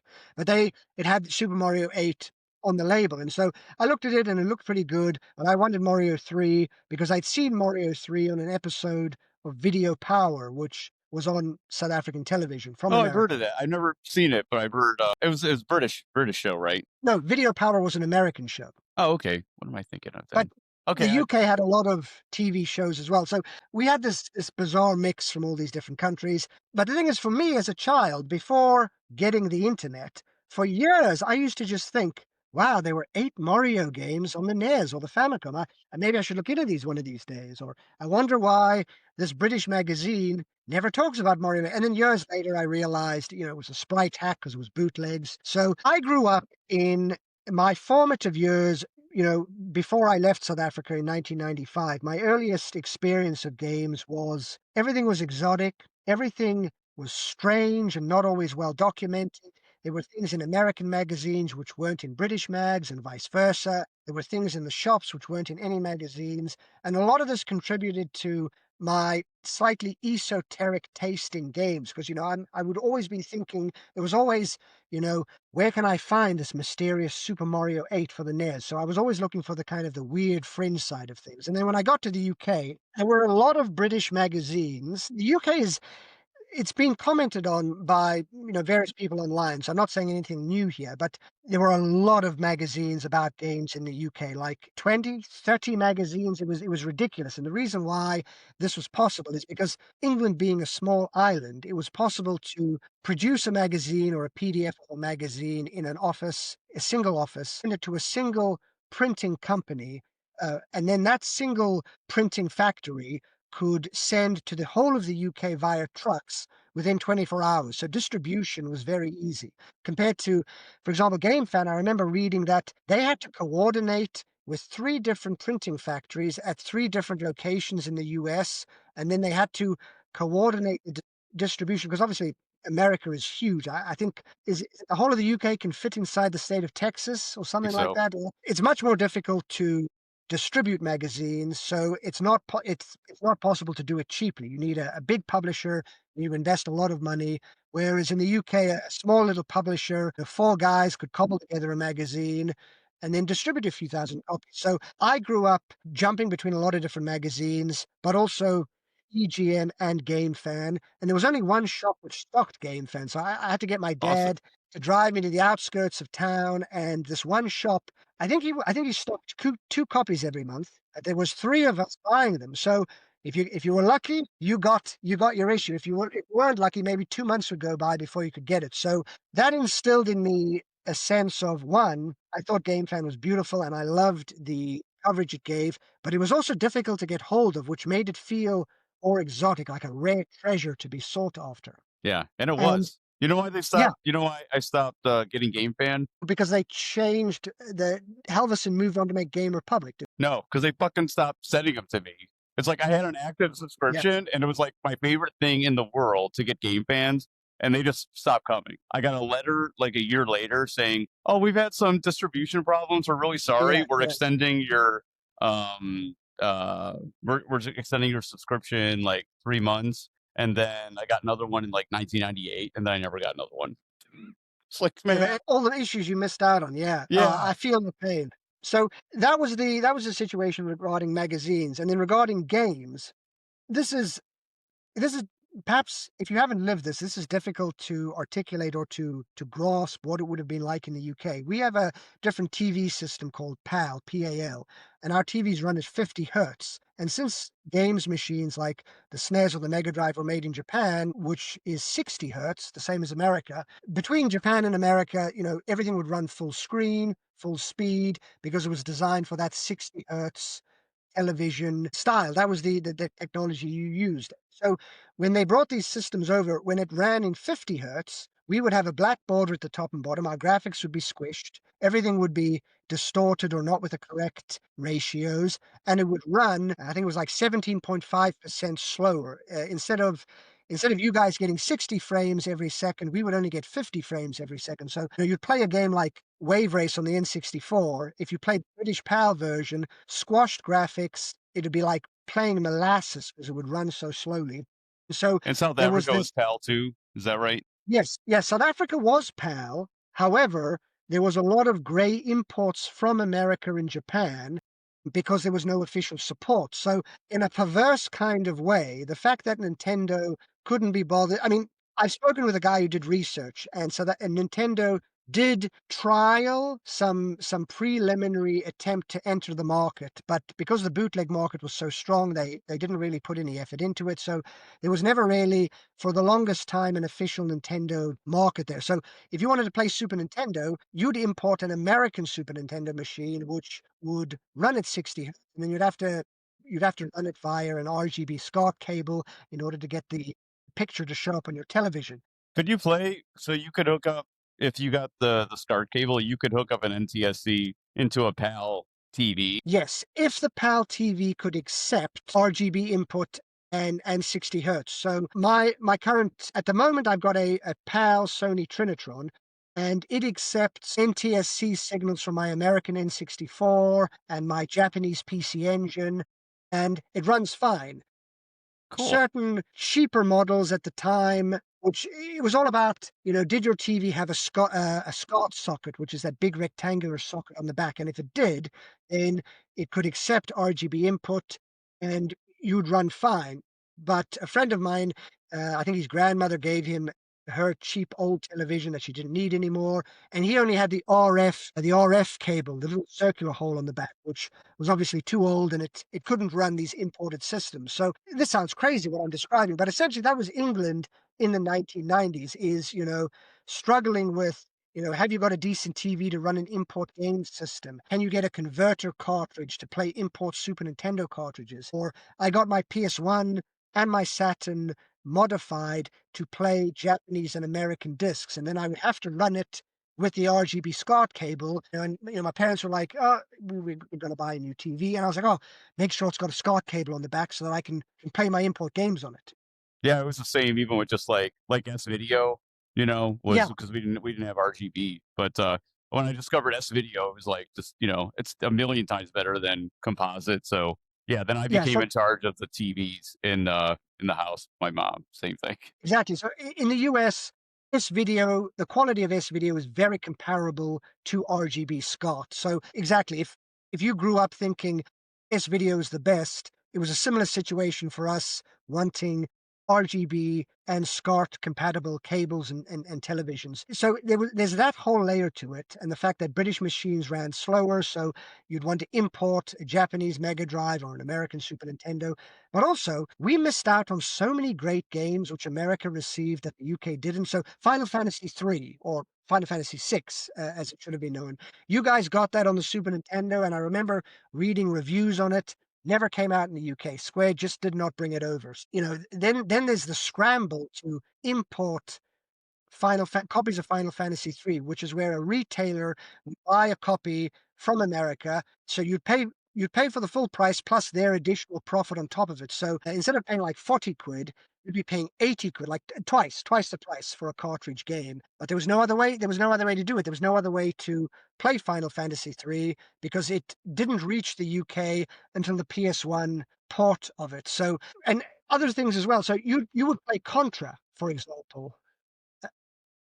You would play Contra with the human soldiers running around, and in the UK or Europe, it would be Probotector with the robots, and they'd remove the blood. So Yeah, for the long that's so weird. It's like of all the the turtles were the hero turtles. Is that right? Yeah, exactly. Exactly. So it was, if I can convey to you the feeling of living in England in the 90s, it was a constant sensation of not getting the full package here. We're getting slower games, we're getting games later. Like you guys would get a game, let's say, I don't know, let's say in the summer of a year, a particular year, or for Christmas, we would get it like between 6 to 12 months later. So imagine you read the review in EGM, you think this game looks amazing. Oh, I just got to sit back for 8 months, and maybe, if I'm lucky, the publisher will bring it out. So very frustrating having to deal with that. I will say, I the one at least you guys got this game though. It's one of my favorite modern rediscovered. Yes, Terranigma. Yeah. Yeah, Okay, so I wish I had the UK box, but it's like $500. okay, we did get Terranigma, but you guys got so much more. That feels like a tiny little band-aid for a gunshot wound. It's like I know, yeah, we missed out I on so know, many things. But yeah. I mean, it's weird as well because like sometimes we also got like the Parodius games officially. Like Konami brought Oh out the yeah, that's right. Parodius and Trinity games, and I don't know whether they thought it was too cute for the American market. So Probably my it was a memory. very like I love Game Fan, but it really sums up because it was so much more editorial in Game Fan than like the other magazines. So they were everything was just like blood, hard, and uh, yeah, that was just like this game. I mean, even just, like our covers, everything had to look like serious and violent in like that mid '90s period. So yeah, it would have been Do you remember the cover for Ico on the PS? oh God, yeah, yeah. I had a copy of that. Yeah. So, like in the UK, we got the nice traditional artwork from Japan, and like I felt really bad that for the US version, they scrapped the artwork and they put a bad CG version of the kid on the front. So that was my experience of growing up in the 90s and the early 2000s in the UK was a constant kind of to and fro of, we're not getting the fastest machines, we're not getting games on time. We got Headhunter. So the Dreamcast actually signified a change in things. So we were then able to select 60 hertz. I remember getting, Sonic Adventure and other games, and it was like, do you want to load this in 60 hertz? Oh, really? That's cool. So we could run it full screen, full speed. Prior to the Dreamcast, I would want everything modded so I could get imports from America because I wanted the superior version. And then from the Dreamcast, Sega was like, you know what? You can play it in 60 hertz. And we got Headhunter, which didn't come out in the US, and Shenmue 2 on the Dreamcast. So I started to notice a shift round about the Dreamcast era where Europe started getting things a little bit better. If you were a kid in the 90s, certainly in the UK, you were hardcore into your games. So you were thinking about importing stuff from Japan or importing stuff from America as much as you could. I mean, like, obviously, it makes it more expensive. So then it kind of limits what you can buy. But it wasn't an optimal experience. And the funny thing is, today, I don't think young people will even, comprehend it because there's no regional differences with TVs. Every TV just runs everything. Everything is full screen. Everything is full speed. I mean, can you imagine right now, if in England, plugging your PlayStation 5 in your HD TV and it ran 17.5% slower than an American PS5 in the US? People wouldn't put up with that, but that was the kind of thing we had to put up with in the 90s. So, Yeah, I can't very much imagine. a different kind of world. Yeah, it's like I can't even imagine. And it's like, you know, I started, like, man, we don't get enough Saturn games in America. This sucks. Like, what's Sega doing? But then as I got older, I would read like the release dates of like, oh, like Europe got like so Europe would be getting like a Saturn game like 2 years after it came out, like in Japan or something Yeah, sometimes. yeah. And then if it got it at all. And yeah, that must have been like really terrible. It, Sorry you guys had to deal in with a- that.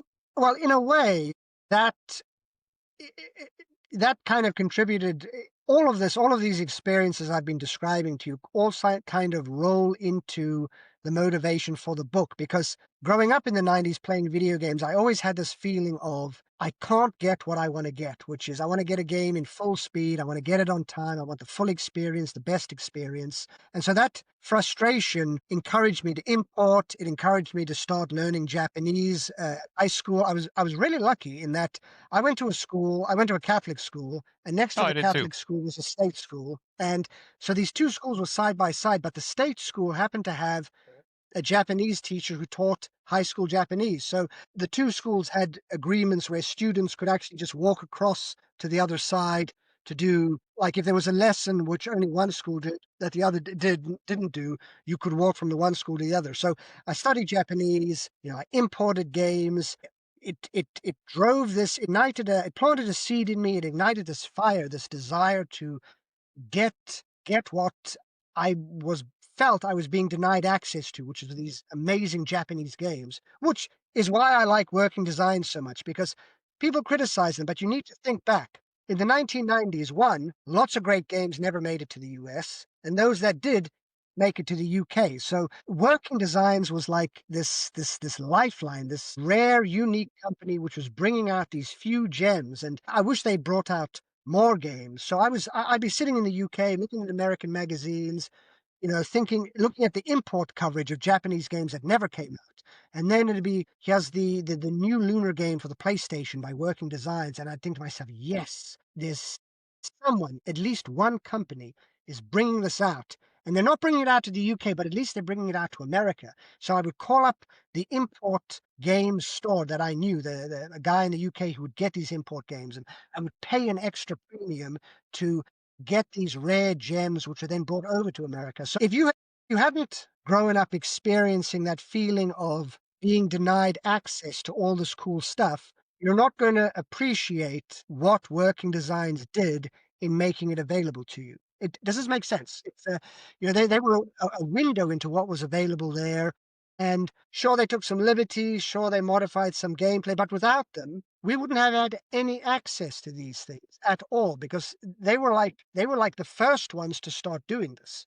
And then other companies followed on from them. So I've always got time for working designs. I'm willing to, forgive whatever people will criticize them, but I'm happy to forgive that because without working designs, living in the UK, I would not have been able to import these cool games from America. There would have been just no access to them. Yeah, that's sums up how I feel. It's like, I love and their writing style is like conversational English. Like whether someone is like, oh well, you could quibble about the translation if you want to, but you can't deny that it's like just good writing. I'm not saying every joke that's in there is maybe, like there's things that of course I would take out, but you just take it what it is. I'd much rather have the whole of a Working Designs game than just like Final Fantasy 4, or FF2 as we got in the states, or like the Shining Force games. The translations are fine on Genesis, but it's like they're just like third grade English. They really have no there's really like no personality. It's kind of getting Mm, mm. the base, the bare bones of what the story is and everything. They don't add a lot of character development, things like that. I think like Fantasy Star 4, I think is my I really wish Working Designs initially I've read that they were interested in translating that and then Sega did. And Yes. Did you listen to the podcast with Vic Ireland where he described that? oh, no, I haven't. I missed that one. And I think a lot of the hate for working designs is also tied to how people feel about Victor Ireland. And, that's fine. But I think it's really unfair to criticize their games and what they accomplished. And, even also, like, they just like gave a shit. I think like a lot of, Do people not like Vic? yeah, he's extremely unpopular, and this is taking into account like internet posts. So this is a very, the average person who's posting an opinion online is probably not necessarily the average gamer. I've had friends play through Lunar in the past, like, I don't know, like decade, because I love it so much. And there's like, yeah, it was really, it was really funny. It's a great script. It was a cool game. I interviewed him years ago, and he was like super cool, actually, super Oh, that's cool to talk awesome. to. Really? Is Yeah, that available anywhere? one of the, so yes, if you look up Legends of Localization, I think it's on HD 101. I did an article. I've got interview with him there on localizing. Let me call this up as well. So I interviewed him and several other people. I think it's also in that book. I think it's in volume 5. You may have to dig around in there. But I interviewed him about basically all of his localizations. Cool. I probably have read it and I just totally forgot because No, sorry. anything with that I totally devour. No, sorry. Legends of Localization is Clyde Mandelin's website. I made a mistake. The article is called Localization Confessions by Industry Legends. Okay, so Localization Confessions by Industry Legends. It's on HD 101. There's an interview with Vic. It's free if anybody wants to go and read it online. It's also in the 5th volume there. Like, I thought he was a really cool guy, giving funny anecdotes, always giving of his time to answer questions. A really nice guy. And I remember, like, I was just starting out my career as a writer for websites, and I interviewed him once for a magazine article. And this was around when he couldn't get Mystical Ninja on the PS2 published. And in order to persuade Sony, he must have contacted multiple games journalists, I think, to get a statement from them, because he emailed me and he said, can you give me a written statement on what your thoughts are on Mystical Ninja? Because I played the Japanese version on import in order for us to persuade them to get it through. So I typed it up. Um, I don't know how many other people he contacted, but that is my tiny claim to fame in that I wrote a little I don't know if Sony ever got it, but I tried to help with that getting official permission to come out. I thought it was very unfair that they didn't allow Working Designs to publish that game, but yeah, I'd love to interview Victor Ireland again, actually, because I like his work and he's a cool guy to speak with. He's a humorist. Like telling jokes, funny stories. Quite a cool guy to talk with. Always a good anecdote. Also, if you like Popful Mail, on time. Did you read On Time Extension? I did the big making of. Oh, yeah, yeah. Yeah, I love that. I used some of my old interview with Victor Ireland in that article. So I haven't been able to get in touch with him for ages because I'm not sure what he's even doing now. But Vic, if you're listening to this podcast, I am always up for another interview. Or perhaps you could have Vic on your podcast. You could interview him because clearly That's the you're an dream. enthusiast of his work. Yeah. I was kind of like, because, and like, again, I'm just doing this for fun and I have my business now, but it's like, it's really important for me to do things that I'm just doing for free that I feel like I'm giving back to the hobby. So it's like, when I can, I learn my own arrangements of like old video game songs and do them on piano and do like a little video.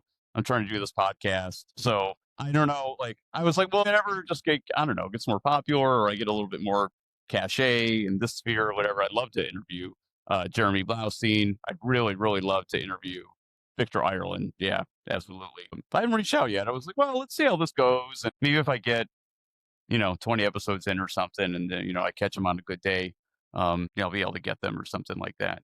I would say my advice to everyone, literally everyone, is don't be afraid to approach somebody for an interview. One of the things which has shocked or surprised me the most in the aftermath of these books is how nobody has attempted to replicate it, or how, like, I know a lot of people who, for example, live in Japan or have Japanese skills, and they might ask me, tips or advice on if writing for a website. And I think to myself, great, you're going to do some interviews. And the reply I always get is, oh, I've never done an interview. Can I do that? Can I contact someone? And I'm thinking to myself, it's It's not like you've got to get a license or whatever, like you get your interviewing license and then you're allowed to interview people. Just, make contact. Just email people politely, nicely, gently, respectfully through social media, through LinkedIn. Approach them in a professional manner, but document their stories. And like the number of people I know who have Japanese language ability and they're so hesitant or reluctant to make, like even people living in Japan, to just interview Japanese developers because it's so easy. I thought it was going to be difficult, but actually, once you reach out and try to contact a few people, you realize that they're happy to talk. Maybe a lot of them haven't been interviewed and they want to talk about it. And a lot of people, sure, some people won't reply, some people will ignore you, some people will say no. But you know what? Doesn't matter. Just keep approaching people to do interviews. And if you've got Japanese language ability, do interviews in Japanese because our time is limited. And if you haven't got any foreign language ability, if you can only speak English, then interview English developers. I tracked down a programmer who made Vectrex games back in the early 1980s, like 81, 82. And he ended up moving out of the industry and working for NASA. And I believe he's retired now. But, I managed to get hold of him through uh, complicated means, but I got in touch with him, and he was surprised that anyone was interested. But he gave me this great story about programming in 1981 and 1982, which is a completely different world. And it's such a relief to know that it's now documented. There was another game, Below the Root, an American-made game, and made by three people. Two of the people have passed away. I found the surviving artist, got his side of the story, and it's like now that's at least recorded. So even if you're doing a small podcast or you've got a blog, I feel that we've got limited time. People are aging out, as it were. If you can, or if you love video games, if you love the hobby, if you're interested in these things, don't be afraid to strike up a conversation with someone who has worked in the industry. I'm not saying you're going to be able to interview Cliff Brzezinski or Shigeru Miyamoto or some AAA celebrity developer, but you know what? A lot of people who were programmers have maybe moved on into an adjacent industry, or maybe they've retired. But I wish that there were more interviews. I wish that more people were talking to people and documenting these stories. Which is, I think the podcast is great. And I think to yourself, you don't have to wait for 20 more interviews, Chris. Send them an email. Right? Tell them anyone. Just pick someone, send them an email. See what happens. Have a cool, fun conversation with them. And get their memories documented. Yeah, you're right. I will now that I'm like doing this stuff again. I'm in a good place mentally after like having some ups and downs. Two kids throws a big monkey wrench into what you're doing as a business with your marriage, like everything. But yeah, I'm in a good place. That's why I was really glad that you accepted to talk to me today. And yeah, you're right. I will ride that momentum, and I will see yeah, what else we can do. Yeah, I would love to talk I to mean, Peck. I'd love to talk to Jeremy. So yeah, I'll reach if out, you're see having what we can do. fun and the interviewee is having fun and the readers are having fun, then it's a win-win-win for everybody. So Yeah. I look forward to that. We seem to have gone off on several tangents. Are there any specific questions you wanted to ask or anything specific you wanted me to cover? No, I mean that's kind of like again, I don't have like, you know, it sounds like nefarious that like say, but I don't really have an agenda, and I don't mean that in a nefarious or anything way. It's just kind of like I have a couple things that I find interesting, and I kind of I just like hearing people in part of why I like doing this podcast is to show people that like doesn't matter like who you are, like, and we all love consuming gaming content and things like that, but I think it's really important to find something that you like to do, to find a little way that you can contribute or showcase someone else's passion or make a game better through fan hacking. It's like whatever you're passionate about, like find a way, like a small way that you can like give back to the industry, or be true to that game or whatever.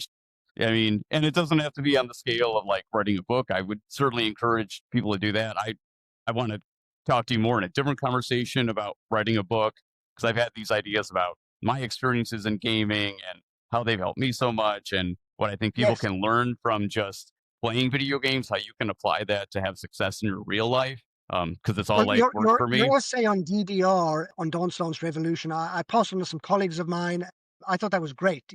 And I mean, as you say, if somebody wants to do something or contribute to the goodwill and the spirit of the community, they should absolutely do it. And it doesn't have to be, a massive podcast or a book, even something like a heartfelt essay, such as, your essay on Dark Savior. That is such a wonderful game, and it's so difficult to articulate. I mean, I find it challenging to articulate all of the wonderful elements of it. So when I read that essay, it was like, yes, this hits the nail on the head. It felt I don't now need to write anything. I can just give people. When people say, "What are your favorite Saturn games?" I can say, "Look, go and read Chris's essay on Dark Savior, and you will then understand." That's doing a whole lot of heavy lifting there, as it were. So, uh, yeah, I think Thanks, Dan. if people can contribute something, positive or wonderful, to the community, writing essays, writing a guide, doing a little fan hack, whatever. I think that's great. I think that's wonderful.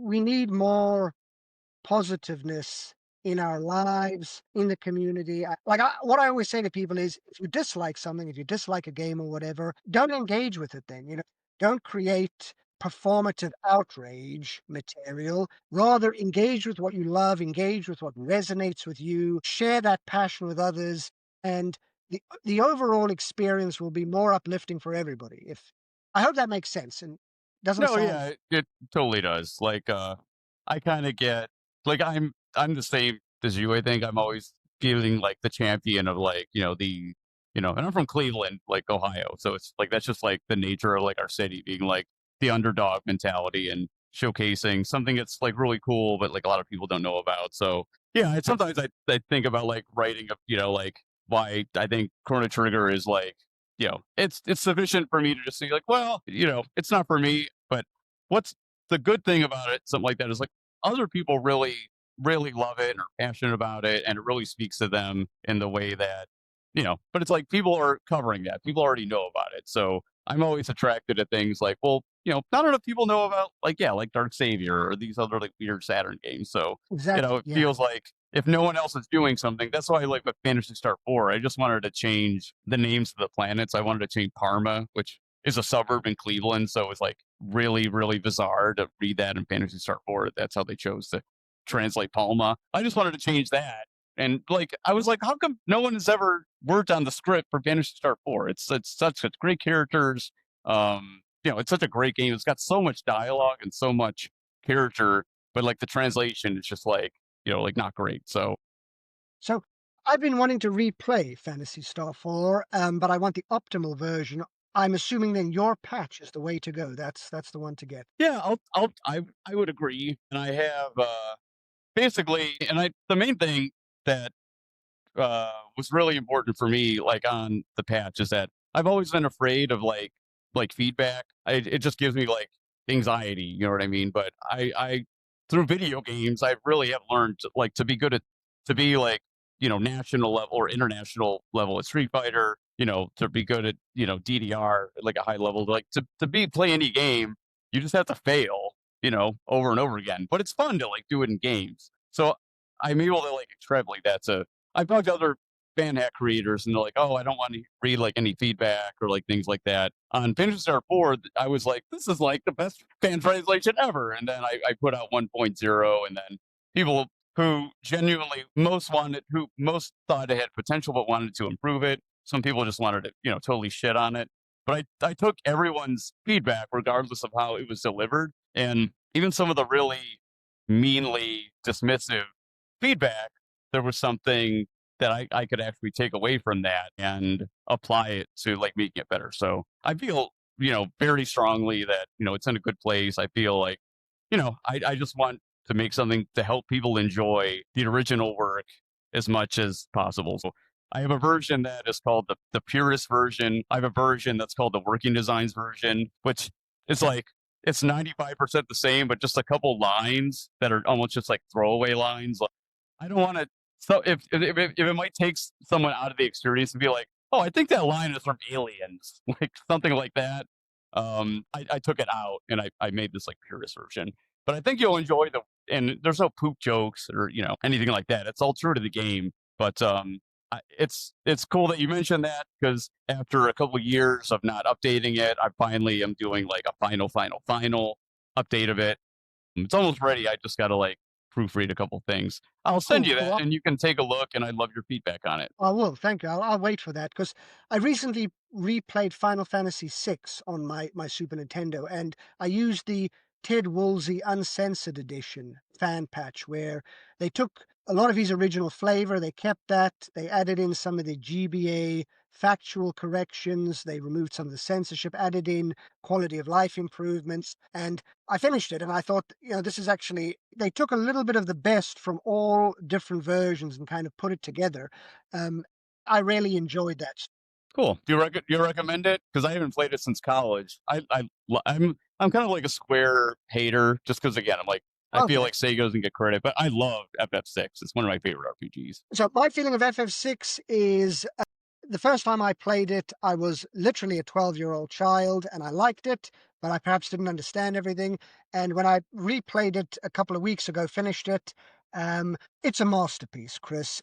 And as an adult, it hits emotionally on so many other better levels. But also, I now have the intellect to utilize the mechanics and the systems in the gameplay in a more intelligent way. I was using Gao's rages in clever ways. I was getting special armor and matching the armor to special attacks to heal myself. On the one hand, I was doing all of this technical stuff, which I had the intelligence, the maturity of years to do. And also the story, like I'm not going to spoil it at all, just in case anybody hasn't played it.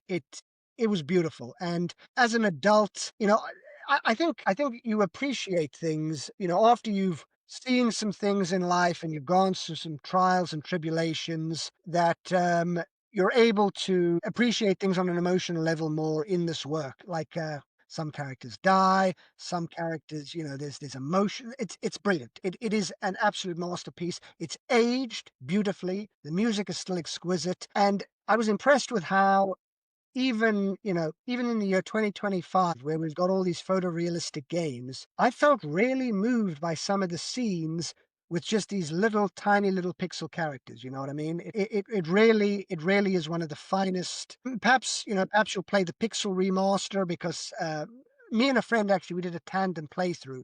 He played the pixel remaster. I played the original SNES. That's So, awesome. are you all okay for time? Do you want We to? should probably because my wife she's actually going out of town on a trip with her class tomorrow, so she probably didn't Okay. expect me to do it for like 3 hours. So Wow. I would love to. I would love to even. I've been well. I've talked to you after, but yeah, there's other things I'd love to talk about, and I'd love to do something on the podcast or something in a different format just for fun. But yeah, I could honestly keep talking to you for like another like 3 hours. But even for just the sake of having the one piece, I should probably. And I think that was a great way. Everything FF6 and like right before that, everything you said. I think that's a good natural place to wrap up. I think for us. Please pass on my apologies to your wife for keeping you so long on No, the it's podcast. it's my fault. I with ADHD especially, I do stuff like this all the time. We didn't have a time set aside or anything. I just didn't communicate with her that like I might be like having a really great time and we might do this for 3 hours. So No, it'll be okay. She'll get over it. I'll take care of the kids the rest of the day. She can have it off if she needs. It's okay. it's been fun to speak with someone so enthusiastic and passionate, and not just an enthusiast, but someone who actually creates fan translations. So it's been deeply enriching. Thank you, Chris. No, thank you, John. I like I said, I think this is one of your book series is one of the most important in English. I think of it as like a relic or a treasure. And it's probably not something that is going to be repeated. It's kind of like a Who Framed Roger Rabbit kind of piece to me, where it's like this mix of elements is just probably no one's going to do it again. And and again, like yeah, we're starting to lose developers and things like that of these early Japanese games. So, yeah, I'm just so grateful that you were able to do these. Yeah, so check out all John's pieces on Time Extension. It's the only video game news site that I still read because again, you can tell they have passion for the games. It's not just like, oh, what's going to get the most clicks or, what's the most mainstream thing, which is just, a self-feeding monster of just doing like, I don't know, like Zelda lore pieces or something like that. It's a great site. And also, John's written for Hardcore Gaming 101, as I've gotten into a little bit. Also, a great site. And Kurt, the owner, of the Hardcore Gaming 101 books. His site's awesome. So John's got. I get so happy when I pick out a random article and I see your name come up in the byline.